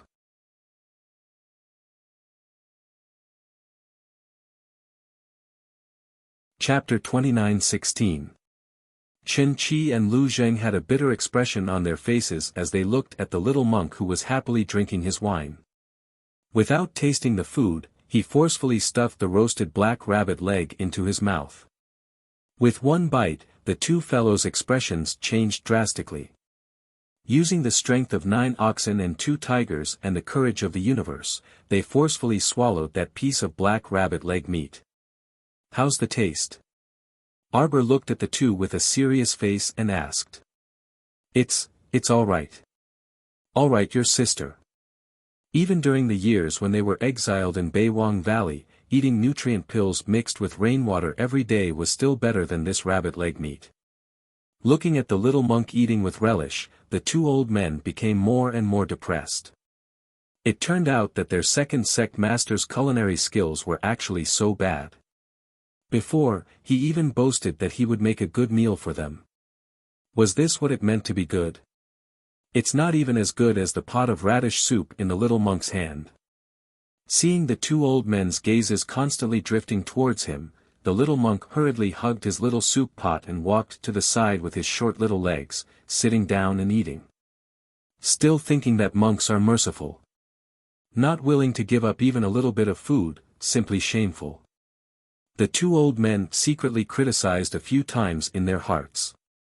With a stiff face, they put down the rabbit leg in their hands. What, you don't want to eat after 1 bite? No, no. Chen Qi awkwardly laughed twice. Second sect master, your roasted meat is so delicious, we, can't bear to eat it all at once. We have to save it and digest it properly. Right. Lu Zheng was rarely on the same side as Chen Qi this time. He repeatedly nodded and said, that's right. Second sect master. Just let us go. Arbor glanced at them and snorted, all right then. Saying that, he took out 2 dishes and 2 bowls of rice from the food box in his inner world and handed a pair of chopsticks to Mo Lian. Chen Qi's eyes almost popped out of their sockets. No, second sect master, we we can also eat rice. Oh, didn't you two say you wanted to eat roasted meat? Arbor said calmly, I think the roasted meat is enough for you two to share, we won't fight with you. We'll just eat these. Looking at the two dishes that Arbor pointed at, the jade tofu and the sweet and sour fish slices, and then at the crystal clear holy rice in the other person's bowl. The two elders were about to burst into tears. Only then did they realize that Mr. Jojo was deliberately trying to teach them a lesson. That rabbit meat must have been burnt on purpose. If Arbor knew what the two of them were thinking, he would tell them expressionlessly, sorry, I've never been good at cooking since I was young. After lunch, they set off again. Half an hour later, they arrived at a small village at the foot of the Red Cloud Peak. Arbor looked up at the black plaque hanging at the entrance of the village. The word happiness was written crookedly on it. A sincere smile finally appeared on Chin-Chi's face. That's great. When I came back here again, I found that the spiritual energy at Red Cloud Peak is still the densest. Arbor looked around. Are there still people living in this village? How can there be no people? This area used to be the most prosperous area in the surrounding 10 miles. There are hundreds of families living in the village. Chin-Chi said, his voice paused slightly. After walking into the village and looking around for a while, Chin-Chi couldn't help but say, that's strange. How can there be no people? This village wasn't like this before. Chapter 29:17. It's been more than 100 years, no matter how rich the village is, it can't be much better. Arbor didn't feel surprised. The village looked dilapidated from the outside, and as soon as they walked in, they could see the ruins everywhere.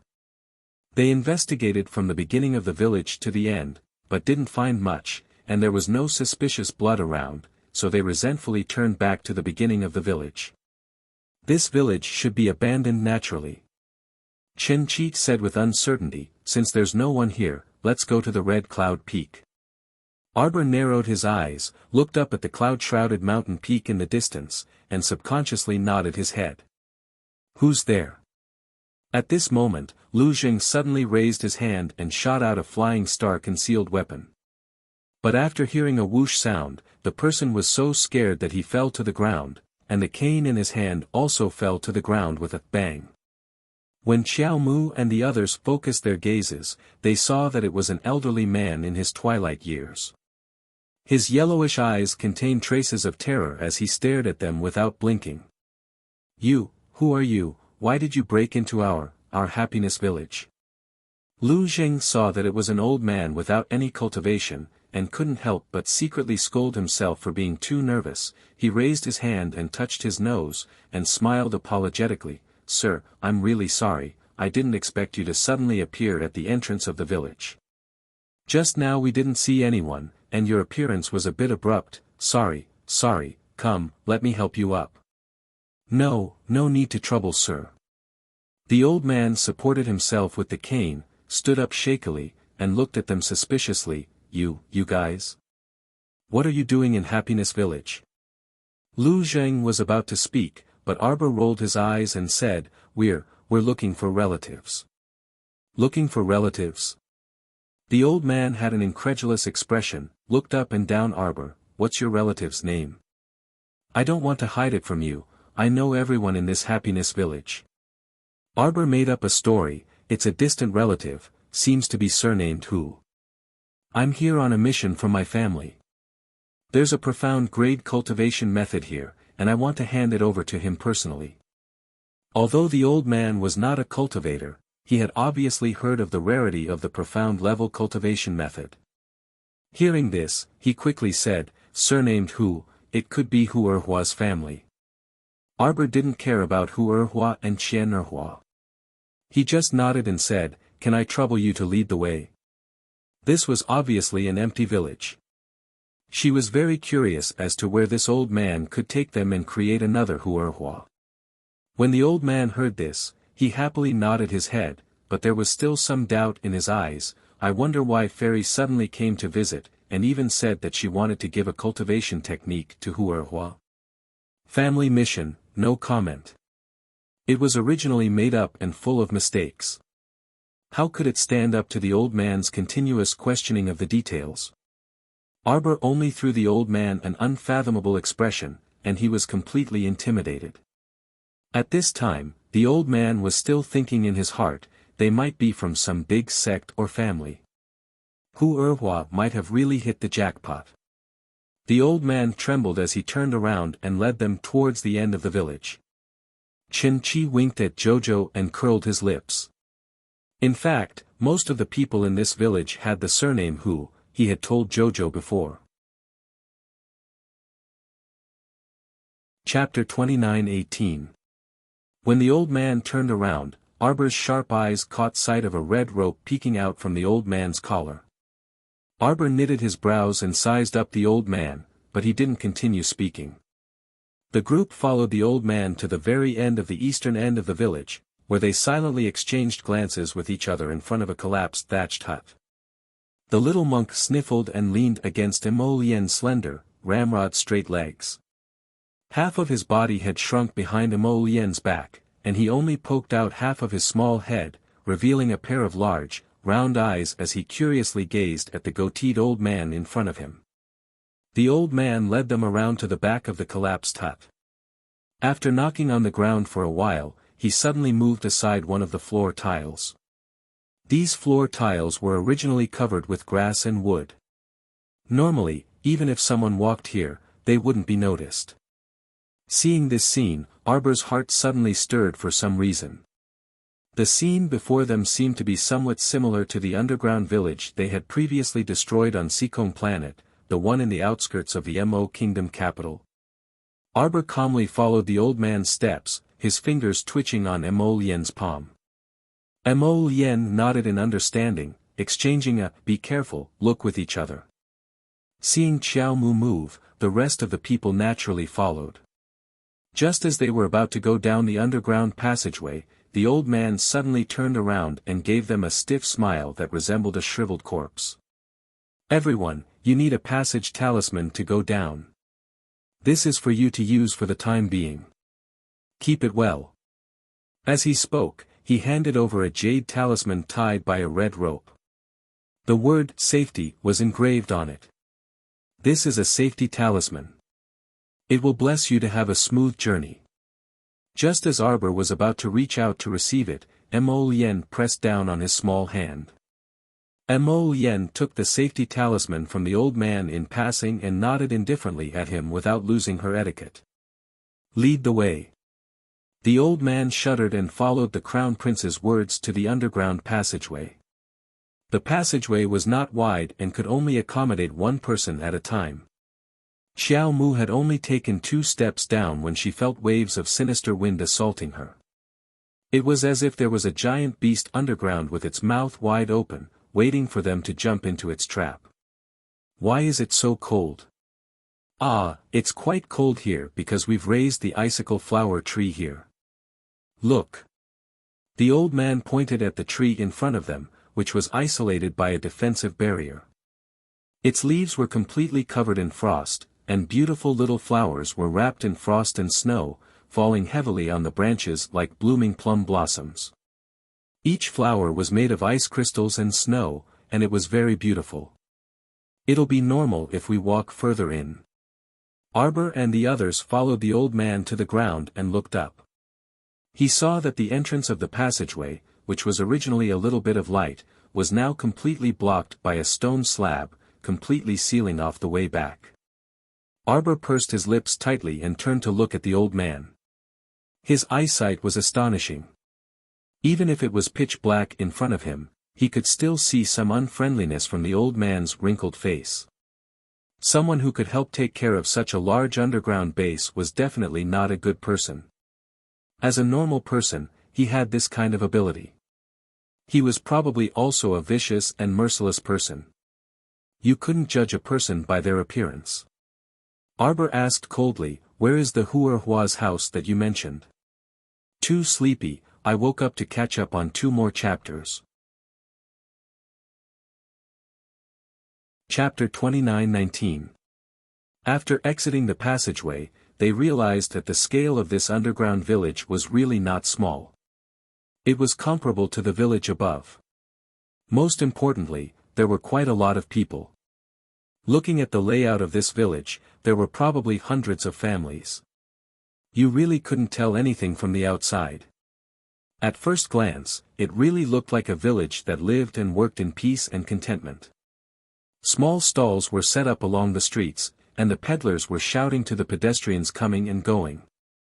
Men carrying hoes and preparing to go to the fields, women holding children's little hands and smiling women, all looked very simple.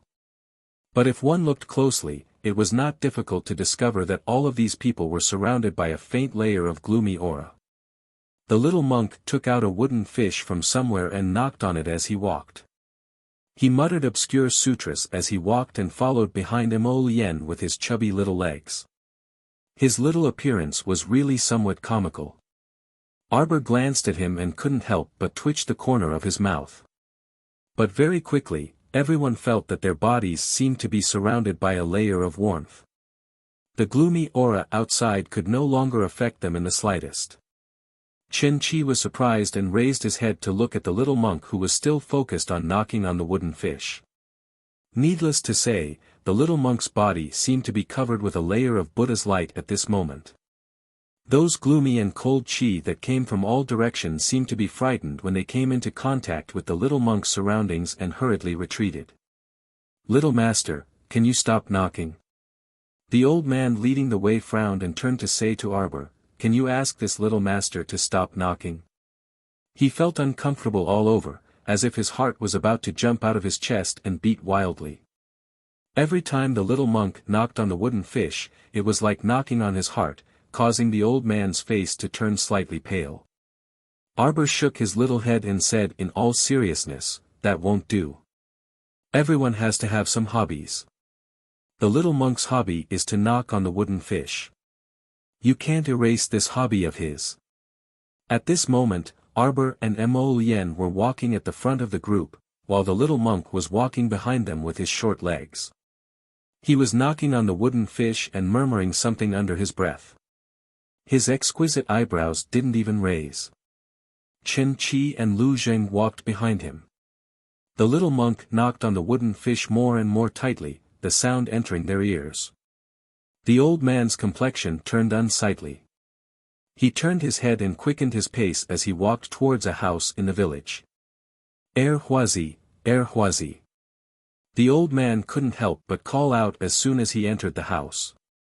Along the way, everyone gave them strange looks, which really made him feel uncomfortable. After the little monk entered the room, he walked to the wooden armchair at the side and sat down. The wooden fish didn't stop and was still knocked rhythmically. The burly man named Huazi walked out of the inner hall with a dozen other burly men. His eyes were full of shrewdness as he glanced at the 5 people from Arbor. His gaze fell on the little monk who was knocking on the wooden fish. "Village head, why did you bring a monk in?" Huazi. The old man who was called village head by Hu Erhua moved to Hu Erhua's side in small steps and whispered a few words in his ear. Hu Erhua immediately put on a smile and looked towards Arbor. A few traces of a smile appeared on his fierce-looking face. "So it's a distant relative of my Hu family who has come to visit. Everyone, sit, sit, sit."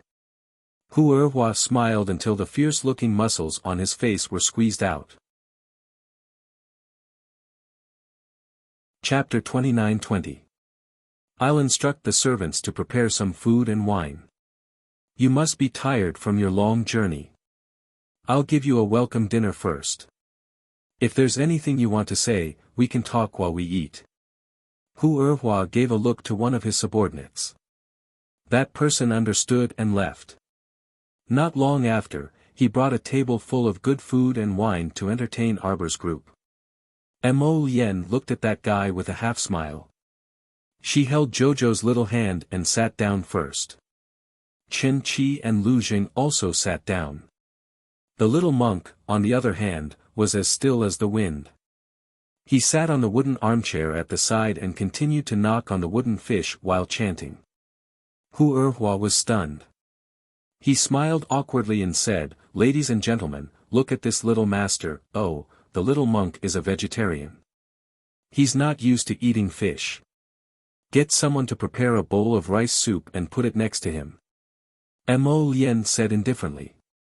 Hu Erhua opened his mouth. Actually, he wanted to say, "Can you stop your child from knocking on the wooden fish?" He was getting goosebumps from knocking on the wooden fish all day long. "Don't tell me you're not feeling well." Arbor frowned. She glanced at the village chief who sat down to accompany them. The corner of her mouth twitched as she said indifferently, "Normal people would at most find the sound of the wooden fish annoying. Only those who are controlled by the evil aura, or ghosts, would be at a loss when faced with the sound of the wooden fish." "Aya, don't tell me you're—" Arbor pretended to lean closer to Mo Lien. She looked at the village chief and Hu Erhua warily.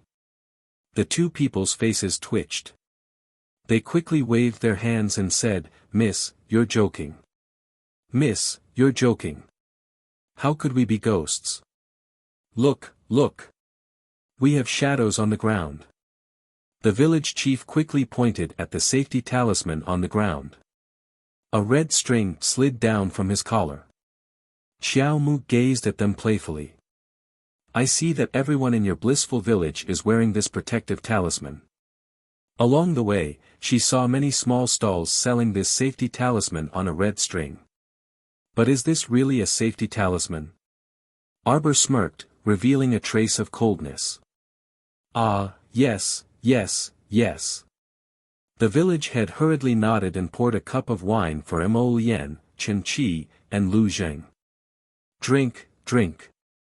Don't be shy. Eat, eat." Mo Lien pressed down on the wine cup with one hand as he gazed at Hu Erhua apathetically. "Speak, why did you lure us down here? Actually, you already knew that we weren't here to look for our relatives." Mo Lien couldn't be bothered to continue feigning civility with them. With a flick of her finger, she revealed the safety talisman that was tied to a red string. "Can you tell us what this thing is?" Their original intention was to enter the underground village to investigate. Since they were already here, there was no need for them to waste any more time. The village head's face darkened. He raised his hand and clapped twice. Dozens of nimble and strong men rushed out from the central room and surrounded Mo Lien and her group. "You bunch of daring people. You don't want to take the road to heaven, but you want to barge into hell." The village head sneered. "I originally wanted to take you in as villagers of Happiness Village. Since you don't want to give me face, then you can all go to hell." The safety talisman in Mo Lien's hand suddenly emitted a layer of black fog. It quickly swept towards his face.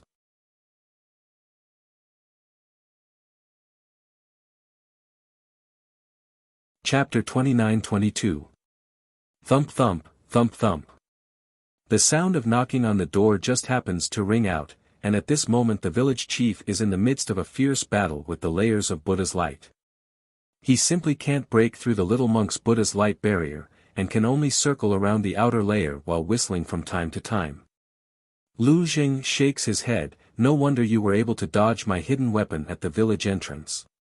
He thought the old man was just lucky, but now it seems that the old village chief is a demonic cultivator, and he dodged it with his own strength.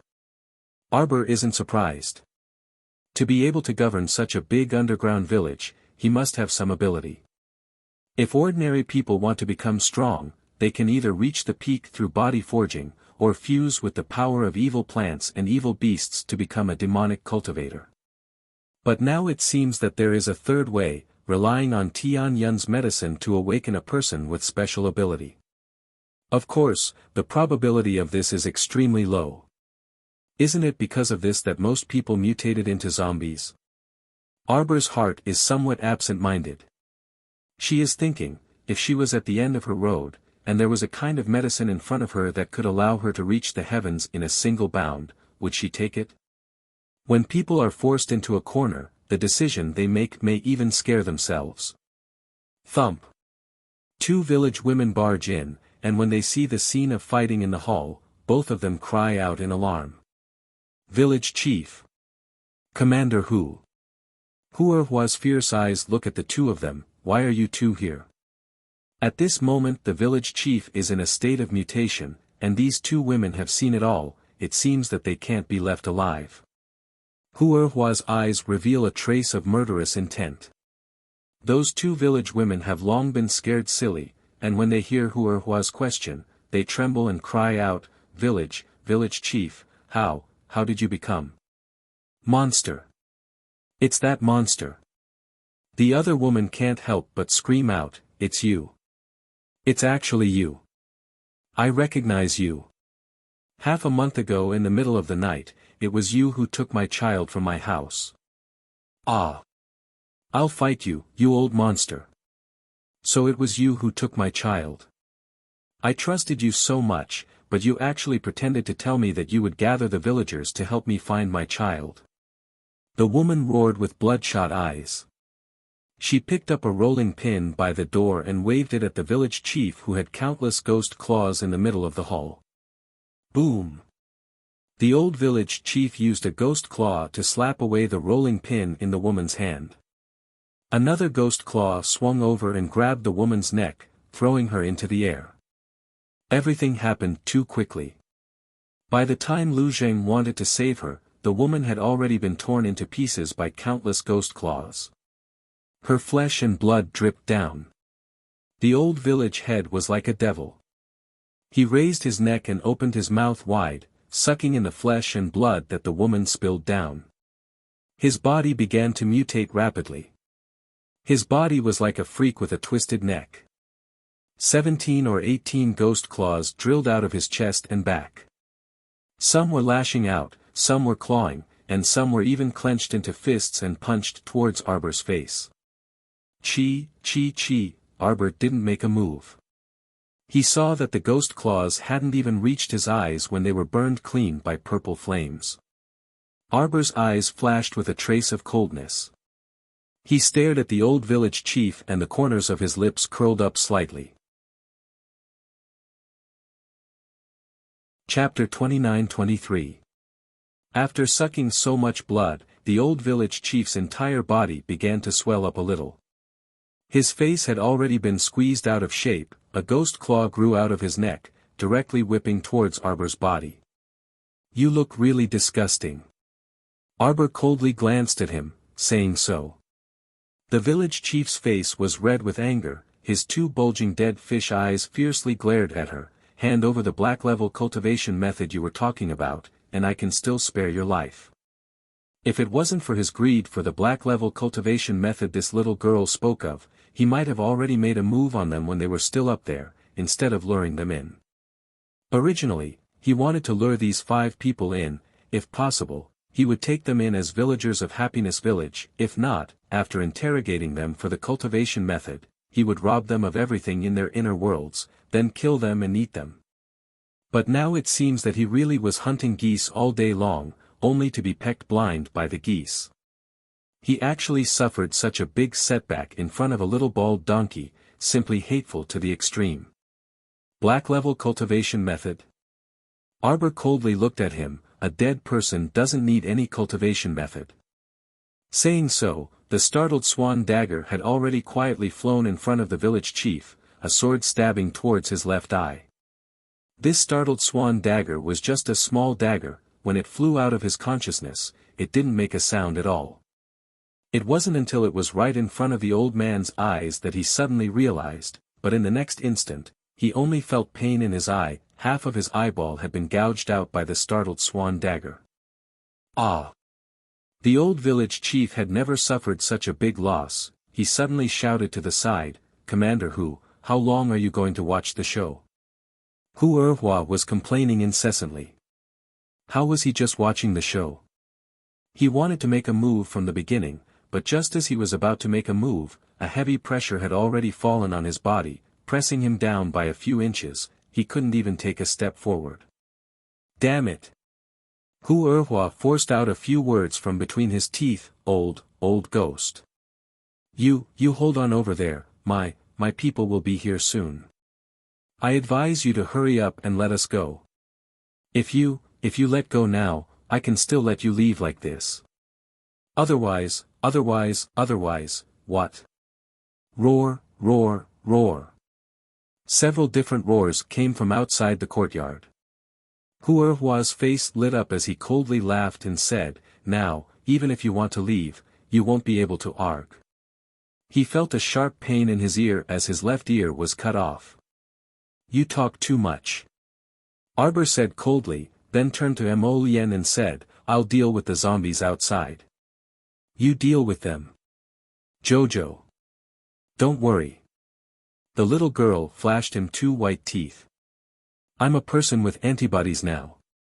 Even if this thing catches me, I'm not afraid of it."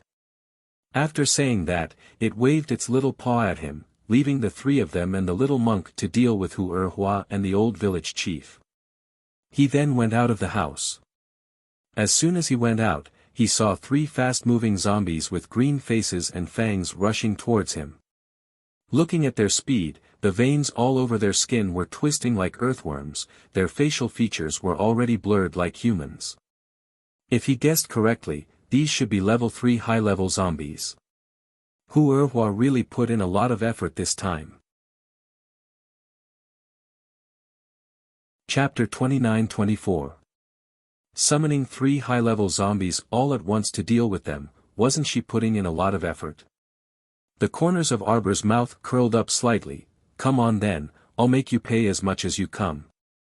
Huerhua, this commander Hu, was still too naive. Xiao Mu summoned out her black feral and leaped up to a high-level zombie with green fur growing out of its face. She struck it hard on the head. Bang! The corpse puppet was struck by the attack and immediately flew back several steps. Arbor didn't give it a chance to catch its breath. She leaped forward lightly, her fingertips moving quickly, and a thorny wooden vine flew out from her hand, swinging straight at the zombie's face. Although this high-level zombie had developed intelligence, it wasn't as agile as a human. The zombie couldn't dodge this attack, and the thorny vine whip directly bloomed on its green-haired face. Plop! A piece of rotten flesh on the left side of the zombie's face fell to the ground, forming a sticky lump. Arbor was disgusted by it and jumped to the side. At this time, the other 2 zombies also pounced and attacked Arbor. Arbor wouldn't give 3 high-level zombies a chance to attack her. Thus, she turned her gaze and dashed directly toward the earth wall on the side. When the 3 zombies saw her running away, they roared and chased after her. When they reached the earth wall, Arbor's figure was nowhere to be seen. All of a sudden, Arbor darted out from behind a zombie. The startled swan dagger flashed and sank into the back of the zombie's neck. At the same time, Arbor's small hand was covered in a layer of frost, and she suddenly grabbed one of the zombie's arms. Tsk tisk. Caught off guard, the unlucky zombie's arm was torn off by Arbor's small hand with the Vajra talisman attached to it. It didn't feel any pain. After Arbor tore off its arm, it used its other hand to grab it. Thus, it was once again tragically cut off by Arbor. The wall she was standing on now only allowed 1 zombie to pounce over and fight her. At this moment, the unlucky zombie's 2 hands were useless, so it could only use its body to fly. Arbor initially thought that this high-level zombie might be like the one she had encountered before. Its limbs could be detached from its body, and even its fingers could be peeled off from its limbs to attack her like hidden weapons. However, after waiting for a long time, the corpse puppet did not take any further action. Obviously, it could not do so. Huerhua reckoned that they were defective high-grade zombie puppets, which was why he could summon 3 of them at once. This kind of high-level corpse puppet, regardless of whether it was an incomplete product or not, would definitely have a crystal core in its head. Arbor threw out 3 ice blades and finished off the undead hag. Then, he dug out a gray crystal core from its head without any expression on his face. He weighed the crystal core in his hand and felt that it was not bad. However, the crystal core in the head of this level 3 advanced zombie puppet had mutated into a gray color. Could it also be due to its evolution? Arbor stuffed the crystal core into her inner world, planning to throw it to her dear husband when she returned. After finishing off one of the three, the other two were defective high-grade zombies, so it was more convenient to finish them off. As long as she guarded this wall and did not give them a chance to surround and attack her, there would definitely be no major problems. After finishing off the other two defective zombies in the same way, he dug out the crystal cores in their heads. Arbor looked back and saw Mo Lien walking out of the door. "My head hurts, I'm going to sleep first." Chapter 29-25. That Chen Chi drags the old village chief's crippled body over and heavily pushes him to the ground. Roar, roar. The old village chief lets out a series of inhuman cries, his whole face contorted into a dark purple color, his eyes bulging as if they're going to pop out of their sockets. Hu Erhua's appearance is also very miserable. When he was pushed out of the house by Lu Zheng, his hands were tied behind his back, his mouth kept clamoring, "What do you want to do? I advise you to think clearly before doing anything. The power behind us isn't something you people can resist." Arbor glances at him and says coldly, "What power? Isn't it just Tianyun? You're just a small commander of Tianyun, do you think you're important enough? Just because you died, Tianyun launched a revenge operation against us." Hu Erhua's face stiffens slightly, his neck stiffening as he says, He's actually speechless. What kind of situation is this? He's actually speechless from a little girl's rebuke.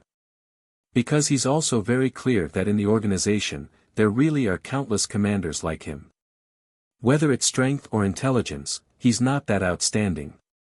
The organization simply won't care about his life or death. Thinking about it, he really hates it. Originally, he was doing well in the eastern part of north-facing Great Forest, and it took him many years to build a decent-sized base. If he only had to sharpen himself for another 2 or 3 years, maybe he'd be able to use this base to win the favor of those higher-ups in the organization. At that time, maybe he'd be able to advance even further. But now, a good base has been destroyed in the hands of these people. Hu Erhua hates it to no end just thinking about it.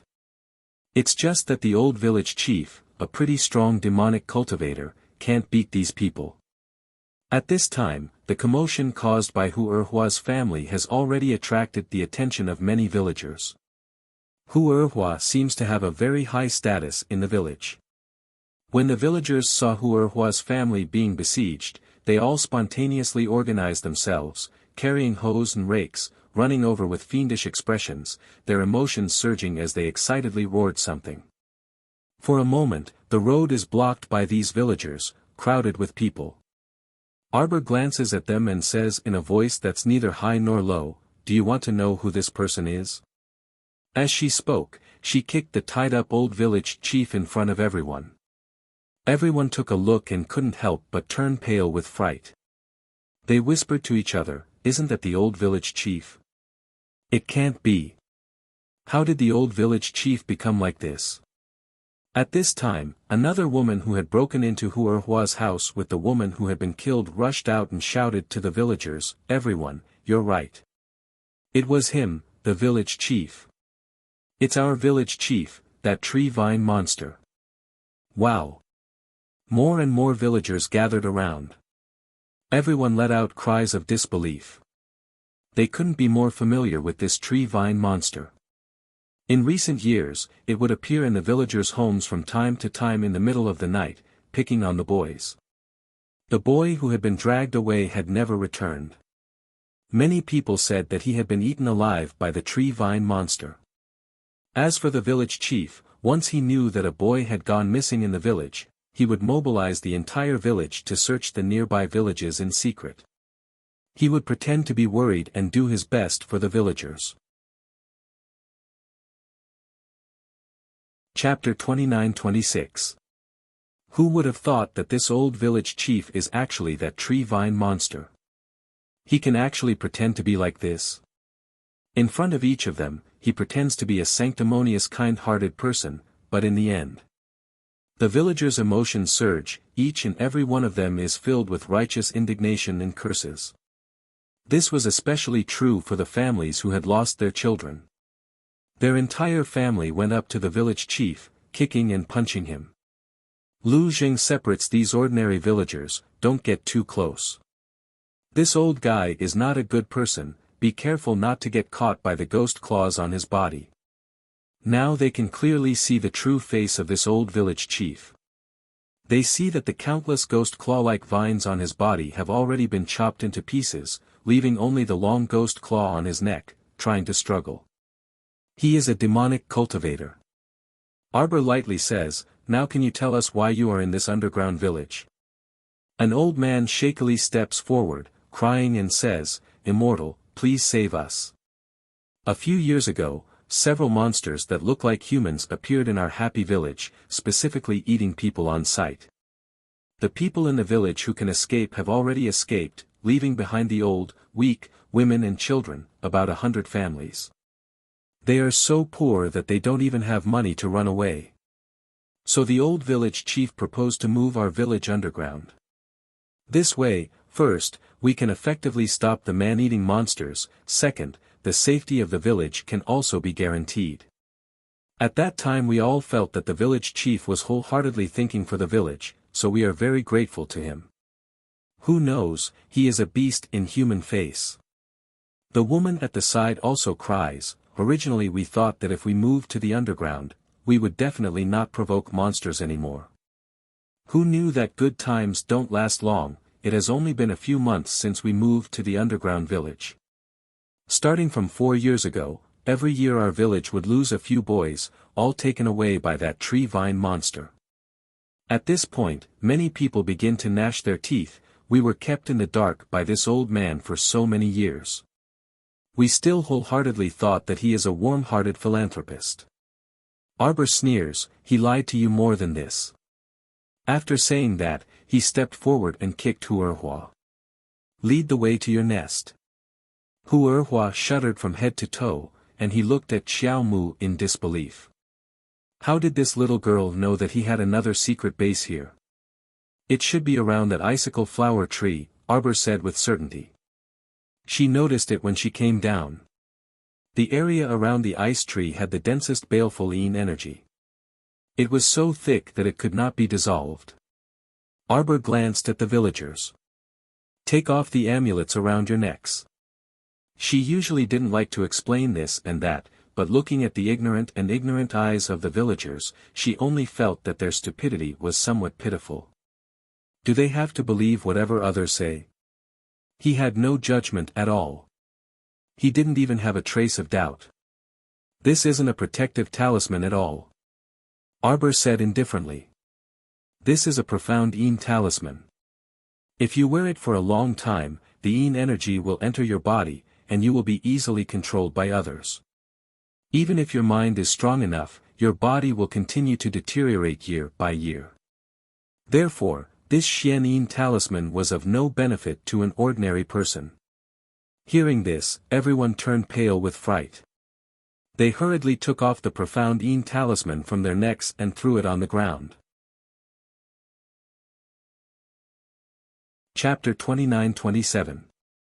These people belong to the Tianyun organization. Arbor looks around and says, to them, this place is just an extremely small stronghold in this organization. And you guys? Arbor looks at them again, are all their potential test subjects. If you don't believe me, then follow me. Without giving these shocked villagers a chance to ask questions, Arbor turns around and signals Qin Chi and Lu Zheng to carry the old village chief and Huerhua to follow him. Mo Lian's figure flashes and comes to Arbor's side. The two of them walk very quickly and arrive at the side of the frost-covered tree in a flash. Arbor looks up at the tree. From the outside, the tree seems to be completely fine. But that kind of yin energy is so dense that it almost can't be dispersed. Lu Jing throws Huerhua to the ground and kicks him, let's do it. Huerhua shudders and turns to look at Arbor and Mo Lian standing behind him. Mo Lian curls her lips into a smile that isn't a smile, do you want me to do it for you? Huerhua shudders again and scrambles forward a few steps. He circles around the ice tree and sends out a few palm strikes up and down. A jade talisman suddenly jumps out from his sleeve. Like a key, it is embedded in the barrier in front of him. This is really an important place. This barrier is even surrounded by a talisman array.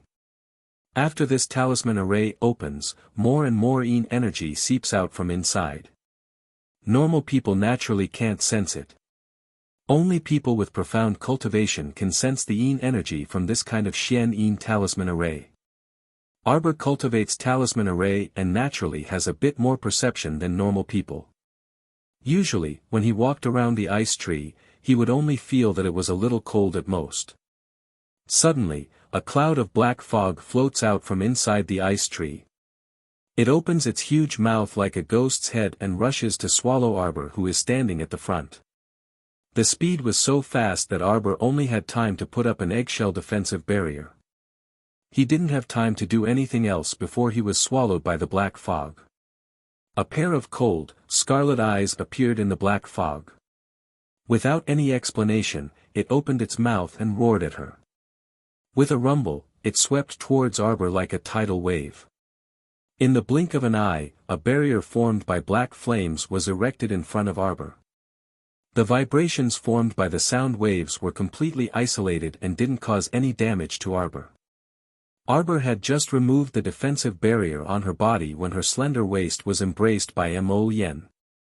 Mo Lien didn't know if he was comforting her or comforting himself. He hugged her and unconsciously stroked her waist twice. Sir Jojo blinked and turned his head to look at the red-eyed zombie that had suddenly emerged from the black fog. This high-level zombie was different from the 3.5 defective ones from before. Not only could it emit sound waves, but it could also separate its hands from its body. 2 of its arms were about to fly in front of them. Mo Lien narrowed his cold eyes. Black lotus flowers the size of a fist, carrying cold and merciless killing intent, rose from the ground little by little. The black flames were swallowing the Yin energy around them. Lu Zhang and Chen Qi were isolated from the black fog. The instant the black fog transformed into a giant skeletal ghost face and opened its huge mouth to devour Qiaomu, they only saw Crown Prince Mo's figure flicker and burrow inside without hesitation. The 2 of them were trying their best to release several bursts of holy power to disperse the ghost fog.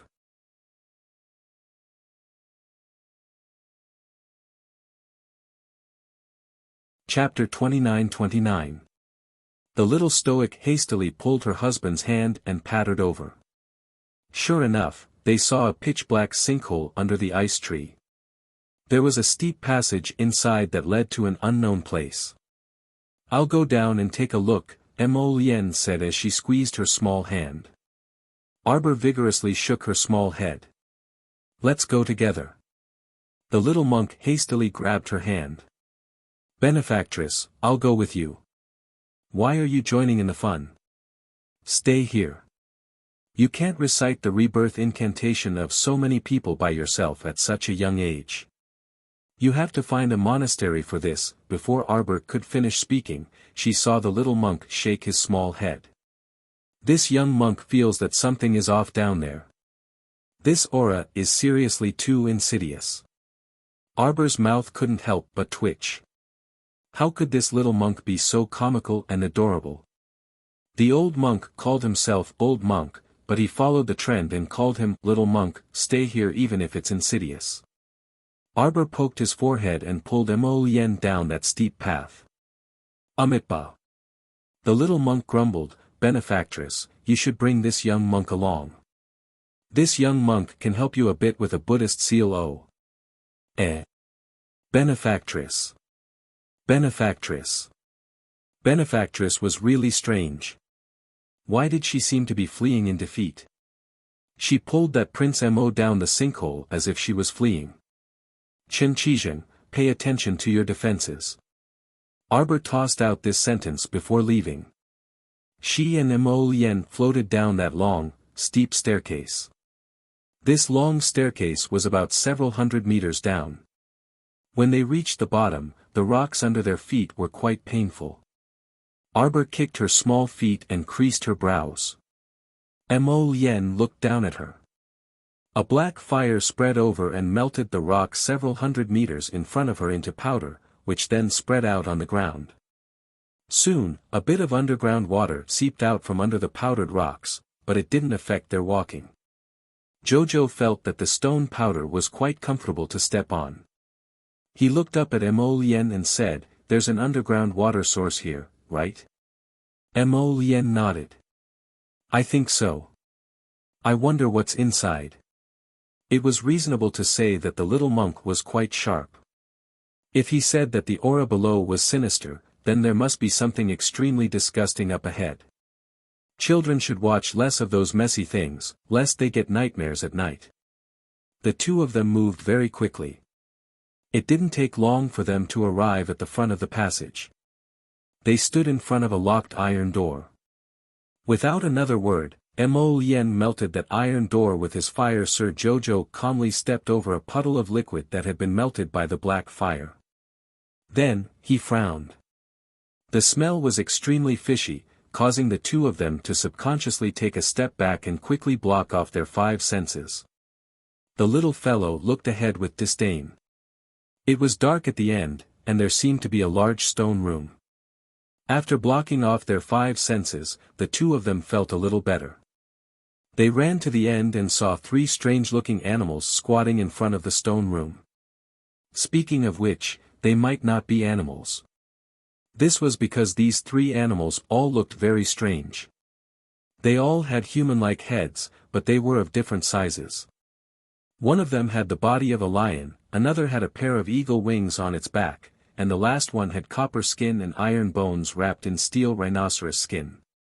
The person with the lion's body had a very large head, like a winter melon planted on the lion's body. See you at 12. Chapter 29:30. As for the one with eagle wings, its head is only the size of a fist. Under its slender neck, there's a huge eagle's body. Its body proportions are very uncoordinated.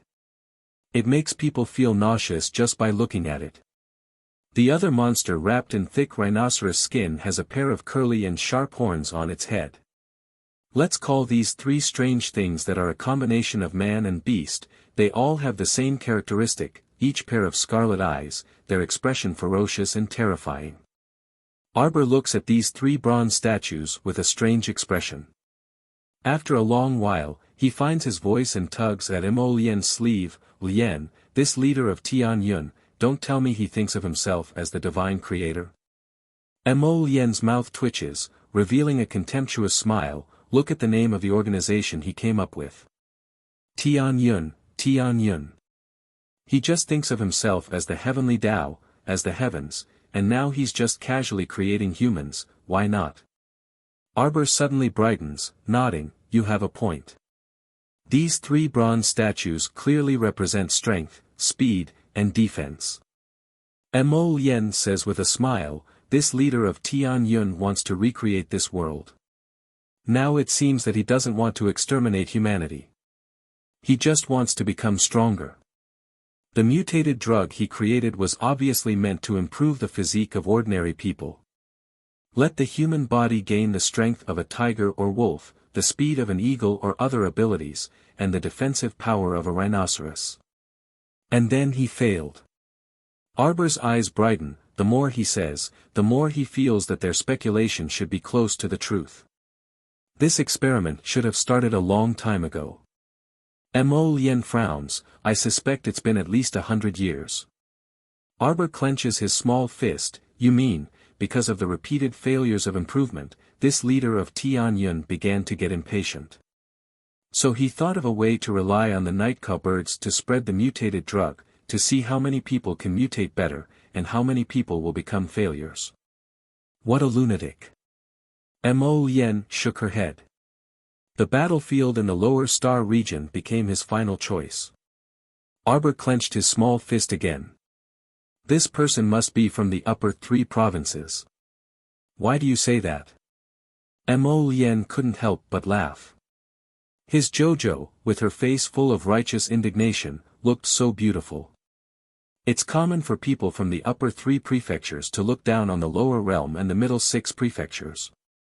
Arbor pursed his lips and said, this person didn't even build the underground village near the imperial capital. Instead, he built it in such a remote place, facing the rosy clouds peak in the east of the great forest. Clearly, they don't want to destroy the living environment of the 3 continents for the time being. The little fellow snorted. Come to think of it, it must be because he lives on this continent. Mo Lien had to admit that the little fellow's analysis was very reasonable. Moreover, according to the previous investigation, the headquarters of Tianyun is very likely to be hidden somewhere in the 3 continents. Isn't the leader of Tianyun thinking too highly of himself? Sir Jojo rolled his eyes. Does he think the world is unfair or what? Not only does he want to create a world, but he also wants to create a human. Oh no, maybe it shouldn't be called creating a human, but creating some kind of mysterious creature. Chapter 29-31. He's an extremely ambitious person. Mo Lien sighed. If he could set up this trap 100 years ago, it means that this is a mission passed down from generation to generation. A family mission? You could say that. Mo Lien nodded. Or maybe it's a sect mission, or an aristocratic family, or even a mission passed down from generation to generation.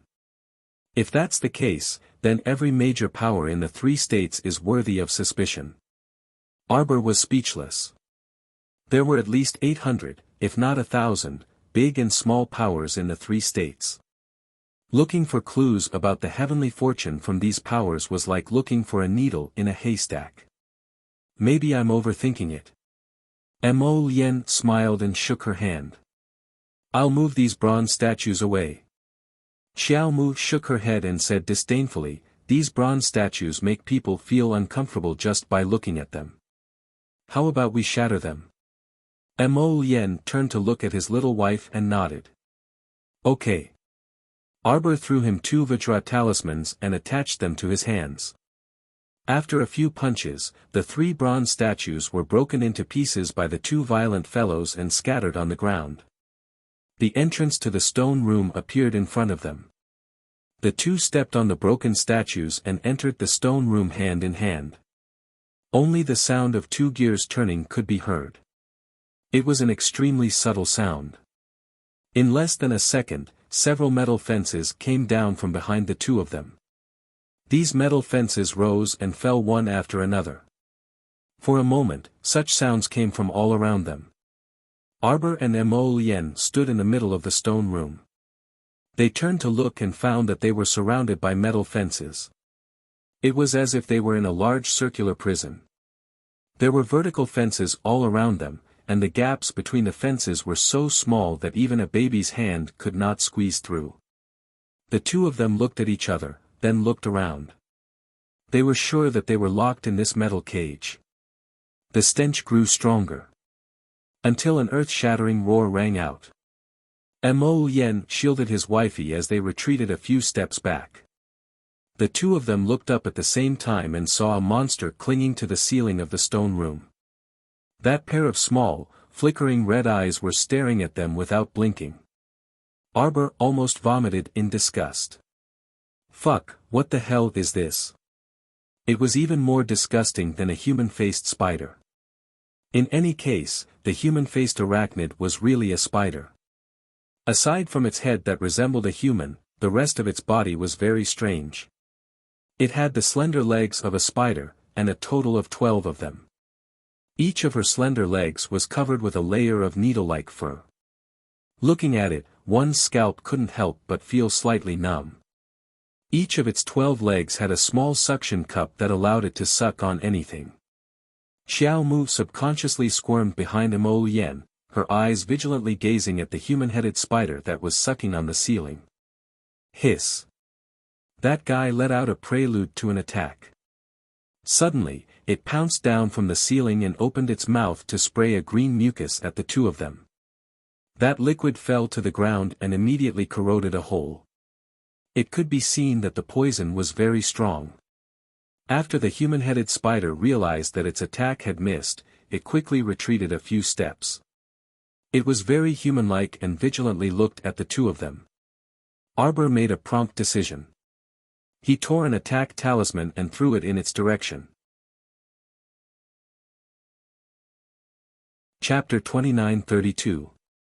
But when the attack talismans hit the human-headed spider's body, it was like scratching an itch.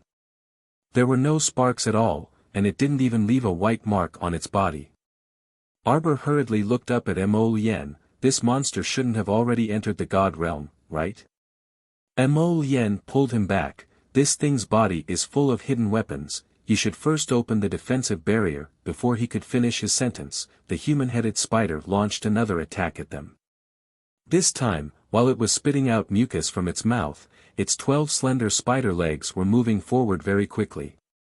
Its movements were very fast, and in a flash, it had already arrived in front of Prince Mo.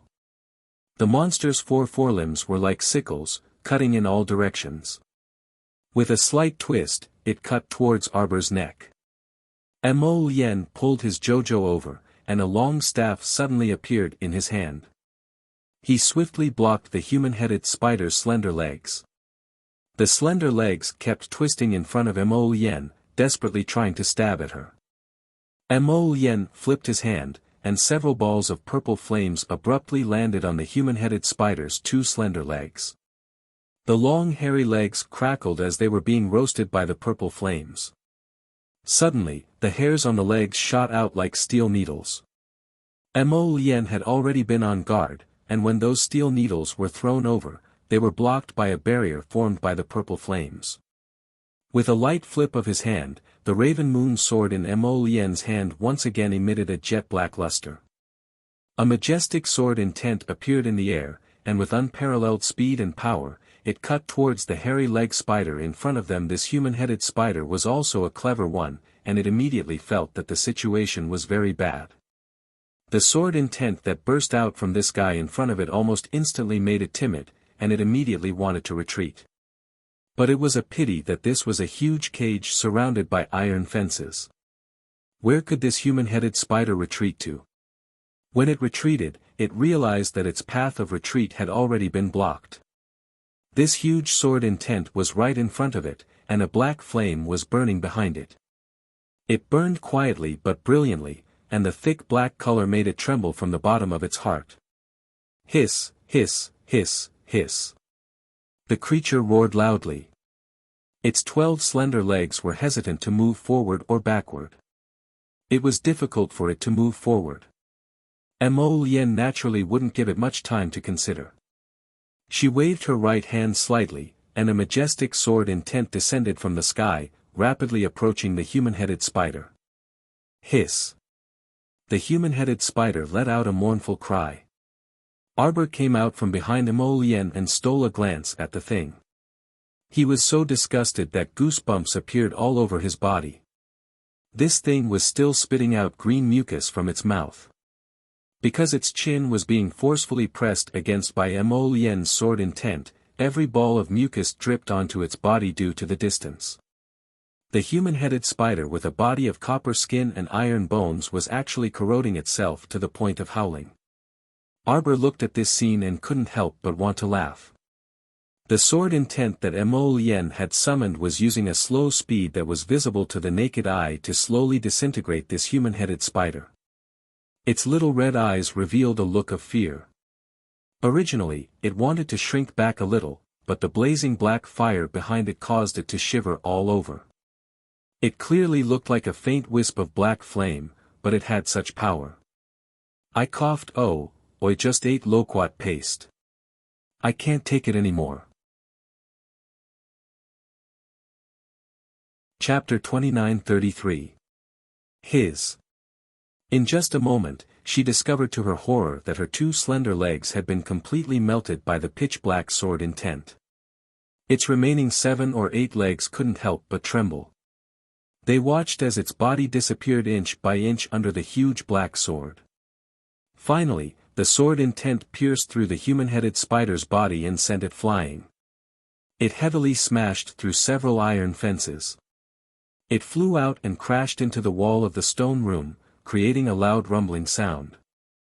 A faint black flame burned on its face, causing it to let out heart-wrenching screams. After a few minutes, the man's cries slowly died down. Only a pile of black powder was left in the corner. Nothing else could be seen. Just as the two of them flew out of the thin fence with a hole in it, they saw the entire roof of the stone room collapse. A loud bang resounded throughout the entire stone chamber. Between the stone ceiling and the ground, there was not the slightest gap. If he didn't have the ability to escape from it, he would have turned into minced meat by now. The two of them hurriedly left this stone room and walked into the stone room next door. These three stone chambers were connected. The human-headed arachnid's room was the largest stone room in the center. There were two smaller stone rooms on the left and right. As soon as Arbor stepped in, he quickly retreated. Even though he blocked his five senses, he was still shocked by the disgusting scene in front of him. This was the place where the heavenly fate created people. As soon as he walked in, he saw strings of people hanging on the walls. It would be more appropriate to call them puppets now. Just like hanging sausages and bacon, these people were also hung on the three walls in different categories. Their limbs were all twisted and grotesque. Although everyone was breathing weakly, it was obvious that they were no longer conscious. There were men and women among them. There were even 4 or 5 old people and a child who was missing a leg. The scene was almost too horrible to look at. Even someone like Arbor, who had experienced 2 lifetimes, felt extremely miserable. He didn't want to look at it a second time. Moreover, the little monk was only a child. It was better to avoid such a bloody scene. The layout of the 2 stone rooms on the left and right were basically the same. In the middle were rows of medicinal troughs, and beside them were piles of inferior herbs. Inside a black medicine furnace, a tiny flame was burning. There was a small bowl next to it, and there was still some residue left in it. Mo Lien sighed and looked at the people hanging on the wall. She reached out and pulled the little girl to her side. "Let's go. Ask Mr. Su to take over and deal with these people. Even if these test subjects were saved, they wouldn't be able to live for long. When the time came, let them die with some dignity." Could it be that the mutated medicine made by Tian Yun was extracted from some animals and plants? It shouldn't be that simple. Mo Lien shook her head. But from the looks of it, they're still improving their medicine. That human-headed spider should also be one of Tian Yun's test subjects. Whether it was in terms of strength or speed, the human-headed spider was undoubtedly a success. It was very powerful, but it had also become a mindless, zombie-like monster. What was the point of such a change? This should be the improved medicine that they concocted. Mo Lien lowered his eyes. Chapter 29:34. After pondering for a moment, Mo Lien continued, "The liquid used to create zombies and special ability users should be considered as the basic liquid. First eliminate a portion of the weak, then convert a portion of the strong into special ability users. After that, use this improved liquid to create an all-round strong person. So. Then we can realize the dream of ordinary people to become strong." Arbor nodded her little head vigorously. What is this Sky Fate organization thinking? They spent so much time and effort for so many years, just to fulfill a dream. Let's not care about what they think for now. Since they can't figure it out, there's no need to waste their brain power to think about these time-consuming things. When Arbor and Mo Lien came out of the passage and returned to the ice tree, the little monk immediately stopped knocking on the wooden fish and walked over to Arbor's side with his short legs. 2 small hands gripped onto Arbor's skirt. The little monk's round eyes emitted a nervous light. "Benefactress, are you all right? Were you attacked by the Yin energy? This little monk has a heavenly protective talisman here. It can expel evil and avoid danger. It can also dissolve the Yin energy," the little guy mumbled as he took out a crumpled yellow talisman from his little pocket. Arbor couldn't help but twitch the corner of her mouth. silently taking the broken talisman that he held up high. Looking at it, she asked expressionlessly, "Where did you get this?" Speaking of this, the little monk couldn't help but sigh, pretending to be an old man. "Master Abbot gave it to me. Back then, it was the treasure of our temple. This bald Donkey Kong Yin, he even tricked a little kid. What kind of heavenly protective talisman is this? It's a fake talisman with no talisman power at all. Who knows where the old monk got it from? How is it, benefactress, do you feel a wave of warm steam coming out?"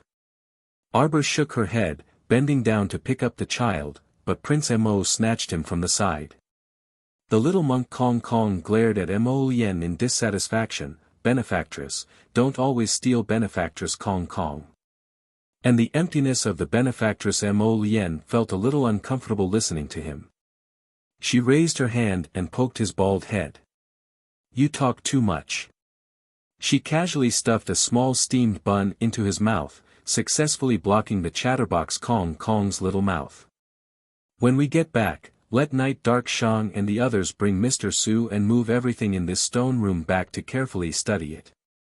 They had never seized so many drugs or test subjects before.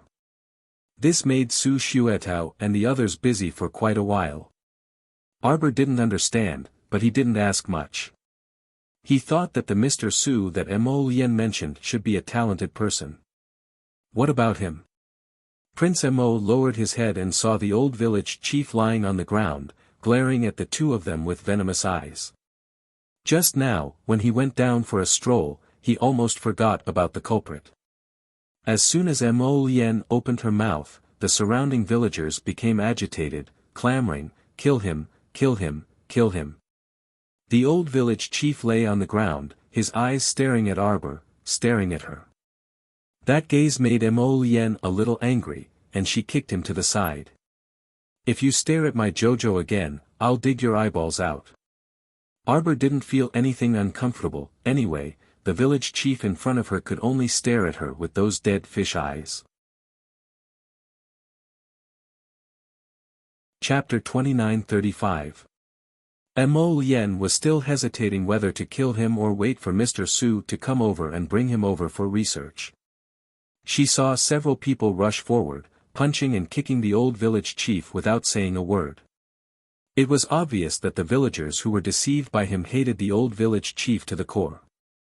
At this moment, they really wanted to eat his blood and bite his flesh. Arbor looked at this group of angry villagers and sighed. He turned his head and said, "Let's go." Mo Yen nodded, turned her head and lightly ordered, "You two take some people and rescue those people who are hanging on the wall. When Qie and Dark Shang bring Mr. Su over, hand over all the tools in the stone room to him." "Yes."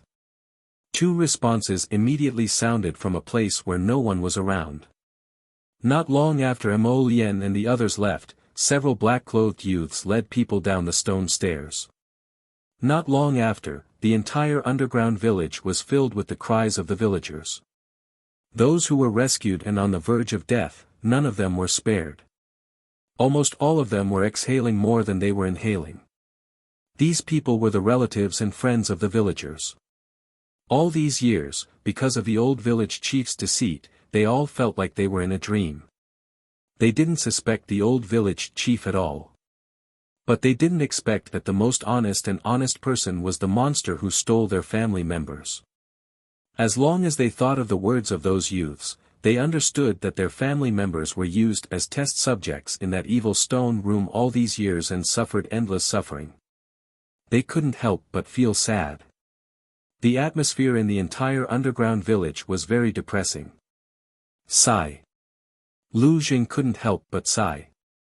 "I really didn't expect that after us two old brothers muddled through so many years, the world would have such earth-shaking changes." Tian Yun, this organization, didn't know when it appeared. In the 3 continents, how many places like this underground village base were there? It couldn't be that their bases were everywhere, and there were eyes everywhere, coldly looking at them in the gloomy darkness. Thinking of this, Chen Qi couldn't help but shrug his shoulders and tremble slightly. Seeing the villagers hugging the corpses of their loved ones and crying bitterly, to be honest, they felt rather uncomfortable. They were all humans, but the Sky Fate organization actually treated them like puppets and manipulated them. This was truly perverted. Arbor shook his head. If only they were a little bit more cautious. If he had been vigilant from the beginning, perhaps he wouldn't have been fooled by an old village chief. Let's have them settle down properly. Mo Lien squeezed Xiao Mu's small hand as he looked up at the rosy clouds that towered into the clouds. They had been tossing and turning for the whole night, and the sky was starting to brighten. The rosy clouds peak in front of him seemed to be bathed in a layer of milky white light, exuding a holy white light. Clouds rose, and white mist filled the air. The faintly discernible peaks of the mountains were like young girls covered in white gauze, graceful and graceful. The rosy cloud's peak was the tallest peak in the middle, and there were 12 other peaks surrounding it. A silvery white waterfall poured down from the rosy cloud's peak, like 10,000 horses galloping, and the roaring sound of water could be heard from far away. Whoosh, whoosh. Before Arbor could react, he saw 2 eggs hurriedly flying out of the paradise, jumping and cheering toward the waterfall. Chapter 29:36. This place was this good? Arbor blinked and turned to look at her husband. Even little Bai En's egg could sense the rich spirit energy here and impatiently flew out of the paradise on its own. With 2 flaps, it dashed straight into that waterfall. Lu Jing jumped in fright and hastily shouted, "Second sect master! Pay attention! That waterfall on Red Cloud Peak looks like it's filled with spirit energy, but it's actually not. Second sect master, the waterfall is actually filled with holy power, so we don't dare to rashly jump in and try. Hurry and bring your eggs back, or else we'll really lose everything." Mo Lien's mouth twitched inexplicably. What was going on? Why did his words give people the urge to beat this Qin Chi to death? The little stoic expressionlessly glanced at them. My 2 eggs haven't been able to hatch. If they can hatch in this waterfall, then it'll really be excellent. Qin Chi and Lu Jing looked at each other in dismay. Second sect master, what are these 2 eggs? Holy beast Bai En's eggs. The 2 old men were only casually asking, but the answer they received almost made them drop their jaws. It couldn't be, right? This little fellow was carrying 2 holy beast Bai En's eggs with her. Look at those fist-sized eggs hopping into the waterfall and roaming around with incomparable joy. How enviable was her appearance. This waterfall couldn't really cleanse her entire body and absorb holy power at the same time, right? Seeing that the old man Qin Chi was itching to give it a try, Arbor expressionlessly said, "Let's go to Red Cloud Peak first." The 2 people instantly wilted and turned around to look at Xiao Mu. The little stoic muttered in a low voice, "They're already so old, yet they still don't know how to be calm. They're like 2 eggs and still want to hop back and forth. It's simply hilarious." Qin Chi and Lu Jing looked at each other. The little stoic spoke so loudly that they could all hear it, "Okay." The 4 people swiftly ascended Red Cloud Peak with the little monk. When Qin Chi saw the palace with a glazed roof, green tiles, and a mottled outer wall, his eyes couldn't help but brim with tears. "Yes, it's here, second sect leader. This is the location chosen by our Xuanji school's first-generation master." Qin Chi began to cry. When the old man cried, Lu Jing also thought about how he had wasted so many years. If he took all of it, he could accompany his junior martial sister to travel around, or he could stay at Red Cloud's Peak and continue to develop the sect. It would be much more meaningful than wasting so many years doing nothing. Arbor rubbed the little monk's head. The small monk then took out 2 square handkerchiefs from his small pocket. He handed one to Qin Chi and the other to Lu Jing, and said seriously, "Benefactors, don't cry. You 2 aren't the most miserable people in the world. Compared to those poor villagers just now, you should know. A healthy body with 4 limbs is more beautiful than anything else." Just like that, Chen Qi and Lu Zheng's little bit of nostalgia for the sect that had just been brewing was interrupted by the little monk. Arbor found it a bit funny and lowered his head to rub the little monk's bald head.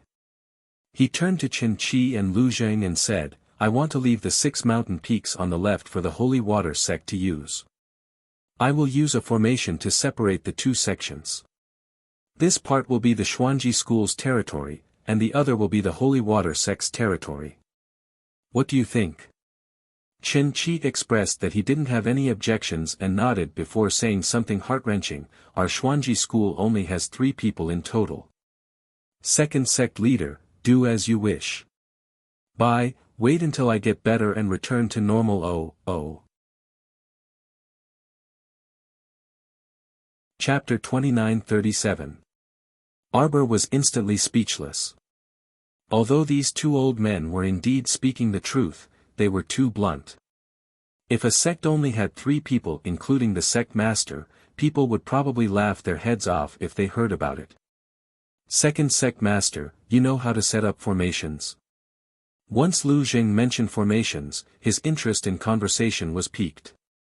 Arbor swept him a glance and silently summoned the mechanism diagram from his conscious. "I'll set up a simple Great Barrier formation between the left and right mountain peaks. What do you think?" Lu Zheng wanted to cry a bit. He had painstakingly created this mechanism diagram for many years, pouring his heart and soul into it. Each of the 18 formation diagrams inside was the best of the best. He originally wanted to show off to Chen Qi when he sparred with him, but when he thought of this, he inwardly vomited blood again. He forced a bitter expression and said, "This place is too big.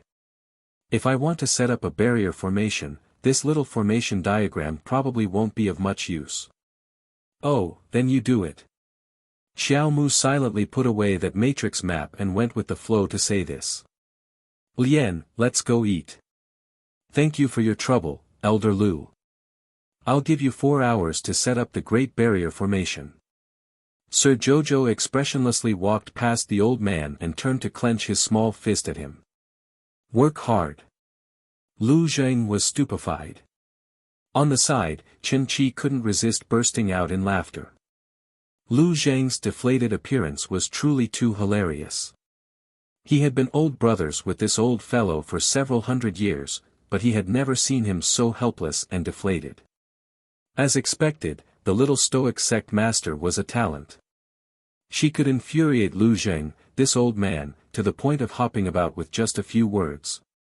The 2 of them pushed open the door and walked into the palace whose outer walls were rather mottled.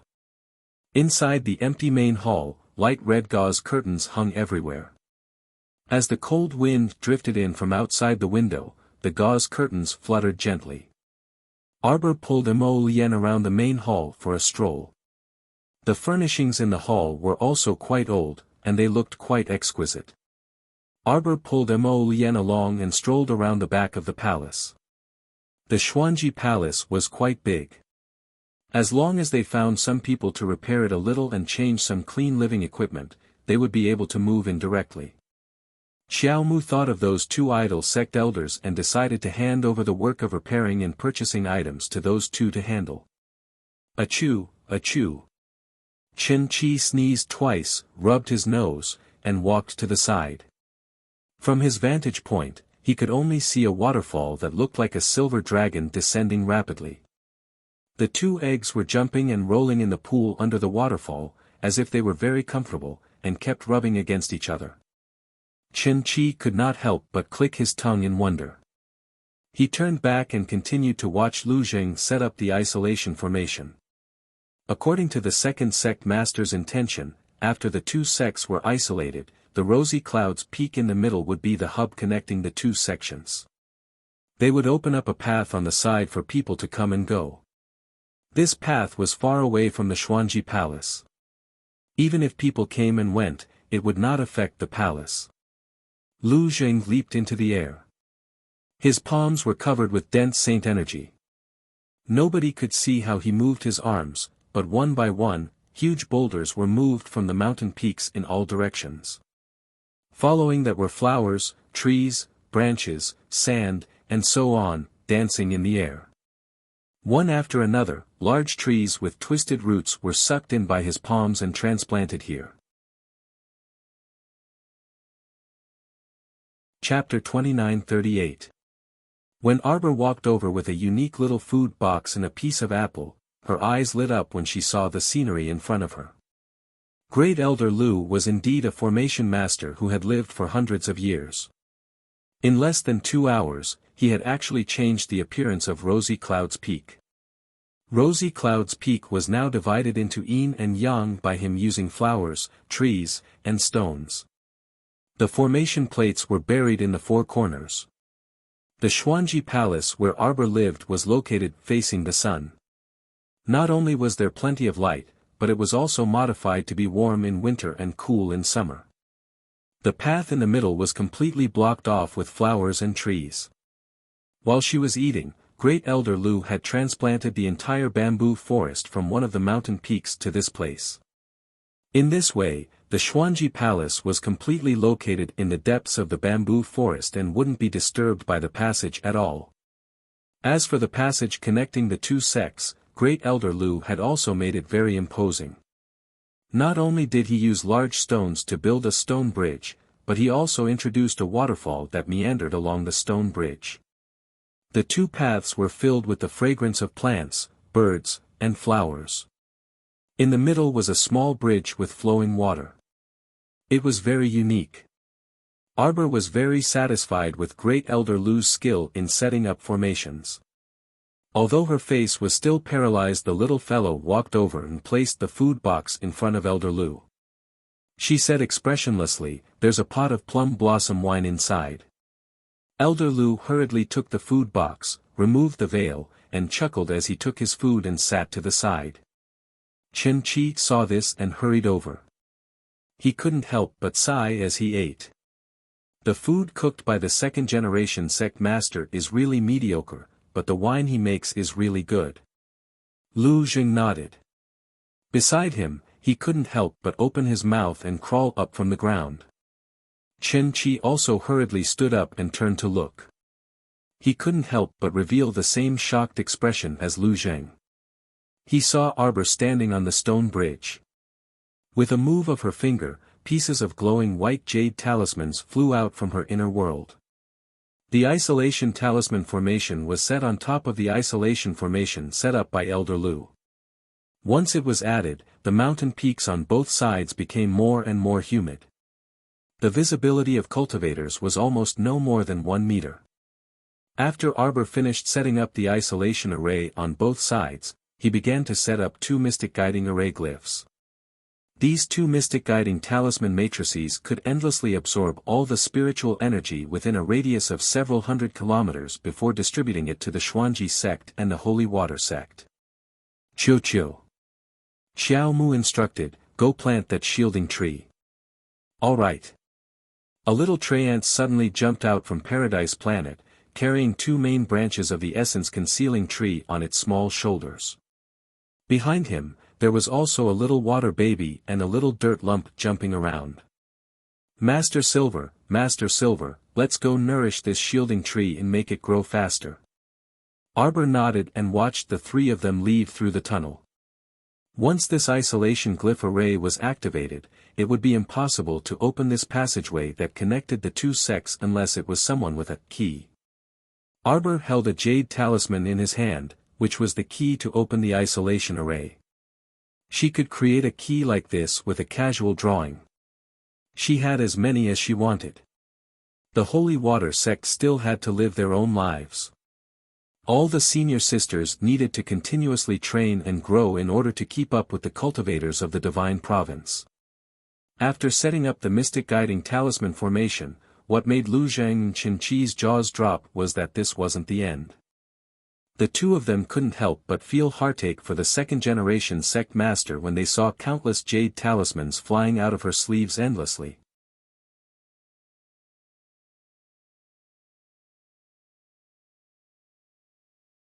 Chapter 2940. Of course, Arbor had also run to Fish Orchid Planet to draw thousands of defensive talismans while she was eating. Only then did she manage to gather enough talismans. Blinking his large eyes, Sir Jojo turned to Mo Lien and said, "Lien, the blank jade talismans have all been used up.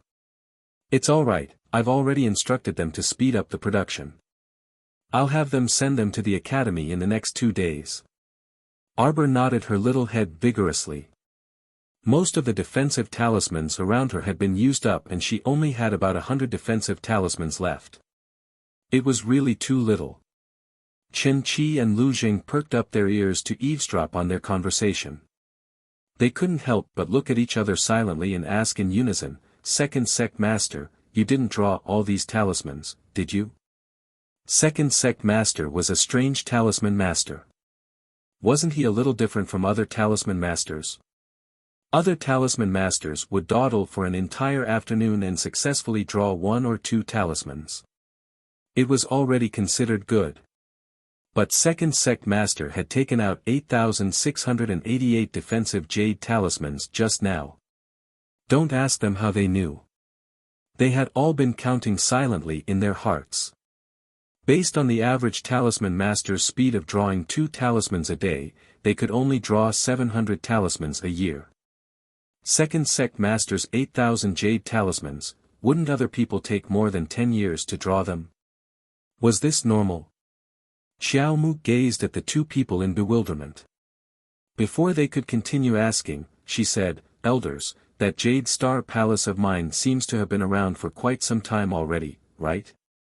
The 2 elders' eyelids twitched violently. Now that this sect leader has returned, repairing the residence has become the first priority. She turned her head to look at the 2 old men. "Go find a few craftsmen and renovate the palace inside and out. Change all the furniture that should be changed. If I have time, I'll come back and stay for a while." In the future, this would be her other residence outside of the Eastern Palace. Chen Qi opened his mouth and found that the words that came out of his mouth had become an obedient response. "Okay. Okay, my ass." He was an elder of the Xuanji sect. When did he become a servant? Since when did purchasing supplies and repairing the palace become his job? Chen Qi was speechless. He turned his head and glared at Arbor. After Arbor finished dealing with the double defensive array, he pinched his fingers, and a rumbling sound came from outside the defensive array. Now, the talisman formation that she had set up could be activated according to her thoughts. The opening and closing of the talisman all depended on her handprint. There was no need to use the jade talisman as a key. Arbor and Mo Lien crossed the stone bridge side by side and arrived at one of the peaks. "Second Martial Uncle, are you coming out now?" Arbor asked Yang Shirong a few times, and when he heard her say yes, he pulled her out of the fish orchid planet. Yang Shirong had already found out from Little Tree that Arbor had chosen an excellent location for the sect. She was extremely excited. The moment she stepped out, Yang Shirong felt an abundance of spiritual energy surging around her body. Next, she felt that the scenery in front of her was picturesque. Every peak was like a beautiful garden. There were mountains, rivers, stones, and trees. She just needed to find a few craftsmen and polish them. "Second Martial Uncle, how about we settle down here in the future?" The spiritual energy here was very rich. The spiritual energy that had been drawn in from hundreds of kilometers away was all absorbed by the mystic energy guiding talisman formation. In less than a second, the 13 peaks with the red clouds peak as the center were surrounded by dense spiritual energy. Chapter 2941. More than half of the spiritual energy absorbed by the mystic energy guiding talisman matrix from a radius of several hundred kilometers was drawn into the defensive array surrounding the 13 peaks of Rosy Clouds Peak. The remaining spiritual energy was truly unable to be absorbed by the 13 peaks, and it looked like it was about to slowly dissipate again. However, Sir Jojo adhered to the principle of frugality and called the sapling Chiochio back. He had it absorb the remaining spiritual energy to replenish the spiritual energy consumed by the paradise. Yang Shirong excitedly strolled around the mountain peak. She held Arbor's small hand and repeatedly nodded as she said, "Jojo, you really have a good eye for choosing a location. Judging from the spiritual energy gathered around this place, it must be a naturally formed spirit domain. Arbor pursed his small lips. In reality, this spirit domain might not have had so much spiritual energy inside before.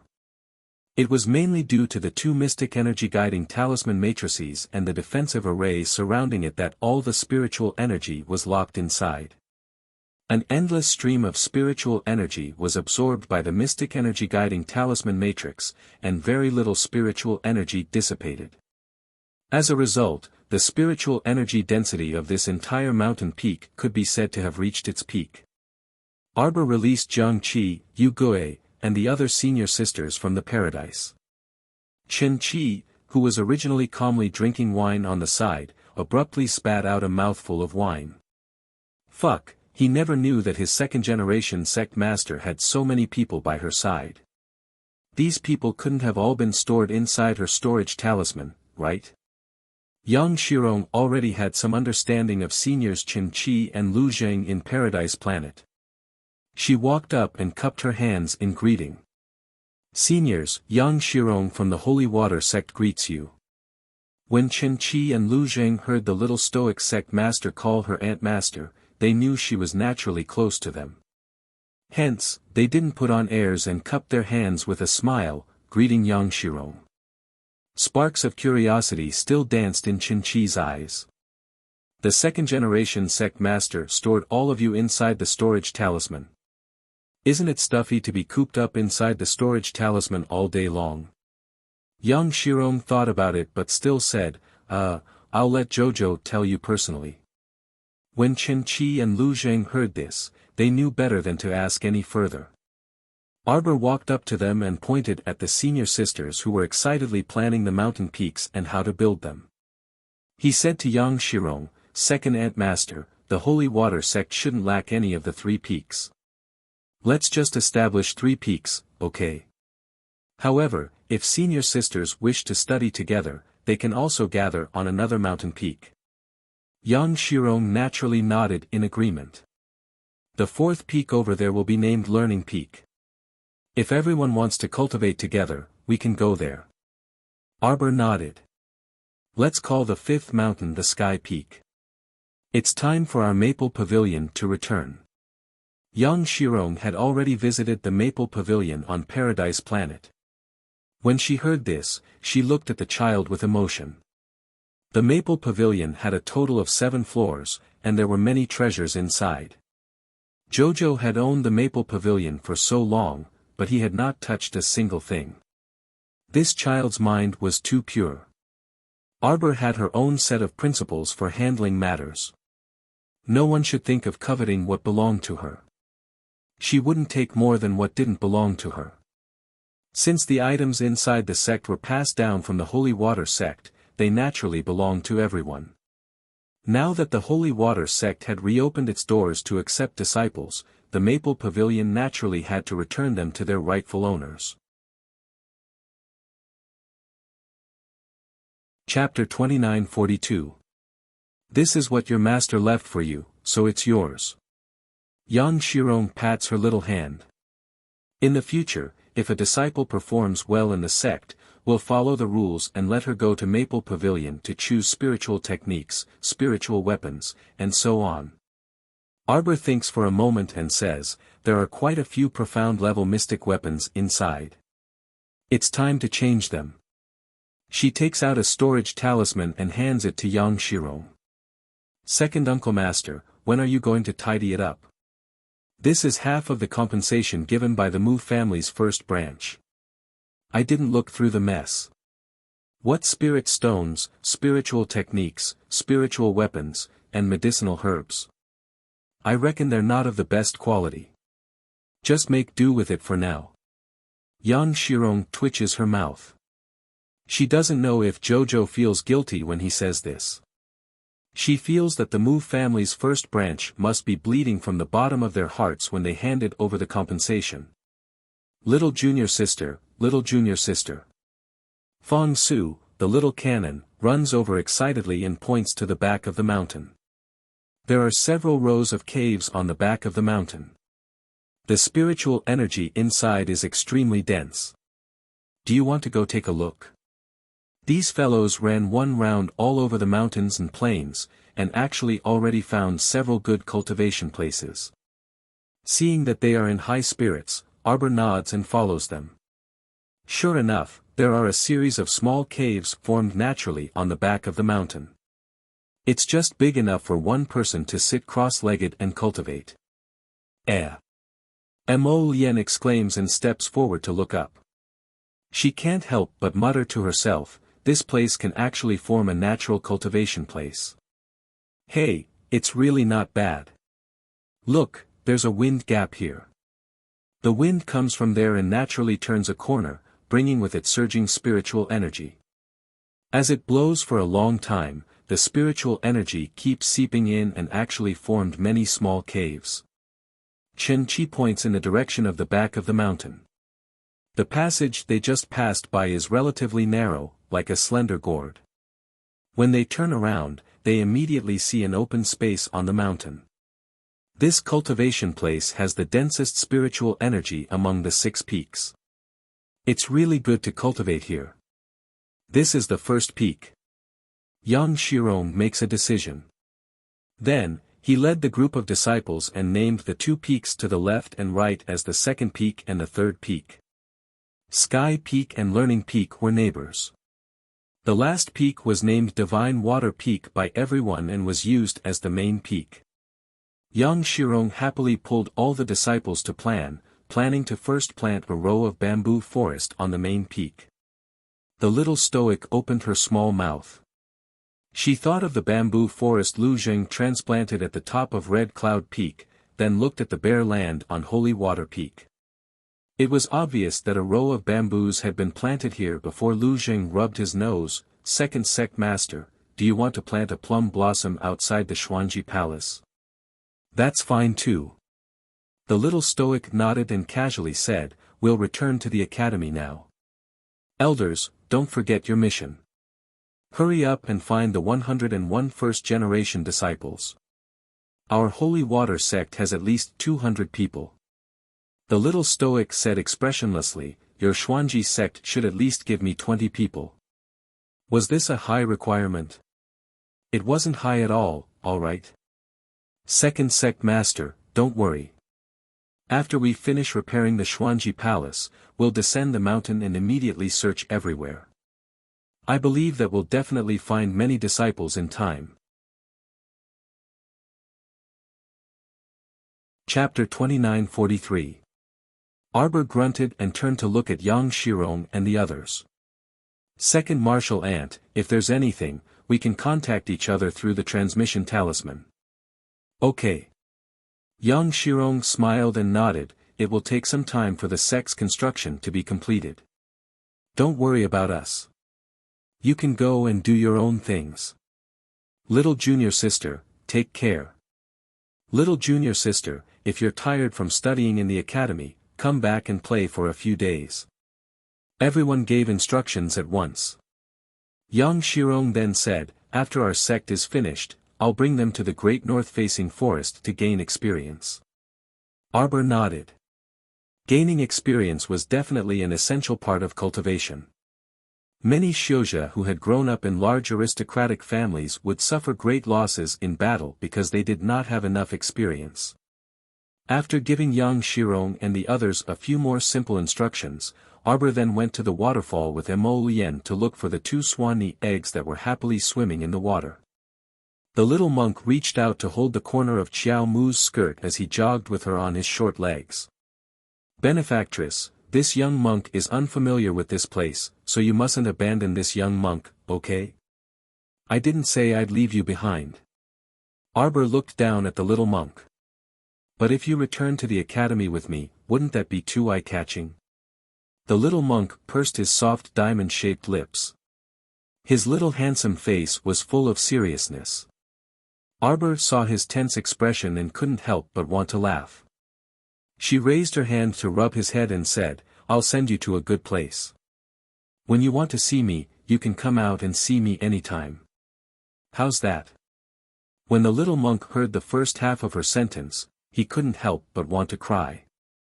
After hearing the entire sentence, he couldn't help but feel a little puzzled. Benefactress, don't go back on your words. Arbor waved her hand and had Little Tree bring the little monk into Paradise Planet first. Meanwhile, she and Mo Lien were standing above the waterfall, looking down at the 2 hickory eggs leaping about in the pool. Come up! Arbor roared. After tossing around for so long, they still didn't hatch. She was happy for nothing. Whoosh! Whoosh! 2 rays of light, one black and one purple, flashed, and the 2 eggs quietly fell into Arbor's palm. Could it be due to the lack of saint energy? Arbor's eyes flickered as he looked at Mo Lien who was standing beside him. Mo Lien nodded. That's very likely. Look at these 2 eggs, they have absorbed almost all of the scattered saint energy in the pool. It's obvious that they need the support of the saint power to break out of their shells. Arbor reached out and knocked on the 2 balls, then stroked them. Forget it. Let's not dwell on this for now. Above the 3 prefectures, even the deity domain was hard to find, let alone the saint domain, which was a treasure trove that could only be found by chance. Perhaps the place where Rotten Peach Blossom had stayed before was a holy region. However, every time the venerable immortal talked about this place, his face looked as if he had eaten a fly. He always liked to use a simple word to summarize it: boring. What kind of place was this to make him so resentful, to the point where he used the word boring to describe the saint domain? Arbor took back the Swanee eggs. Mo Lien called out Little 7. The 2 of them rode on the golden dragon and quickly returned to the academy. When Arbor went to the cultivation hall to cancel her leave, it was already the 3rd day. Her 2 small eyebrows were knitted together as she thought about the 2 stingy instructors in the cultivation hall. Who knew how they would deduct her contribution points? Chapter 2944. At this time, all the students in the various halls should be in class, so walking on the academy road was very quiet. After Mo Lien returned to the academy, no one knew what she was busy with. Arbor didn't follow up and ask, so she decided to go to the cultivation hall to cancel her leave. After all, 500 contribution points were deducted a day, so if she was late for a day, she would lose 500 more. Even though she had 30,000 contribution points left, she couldn't afford to lose 500 points a day like this. When she arrived at the cultivation hall's gate, Arbor's gaze suddenly fell on a person sitting in the middle of the lawn. This person was sitting in front of the cultivation hall's gate, lazily leaning against the back of the chair. His legs were very unruly, as if he was waiting for her here. But Arbor was very clear that she didn't know this person. She was probably a little face blind, but her memory had never been that bad. She would at least have some impression of people she had met before.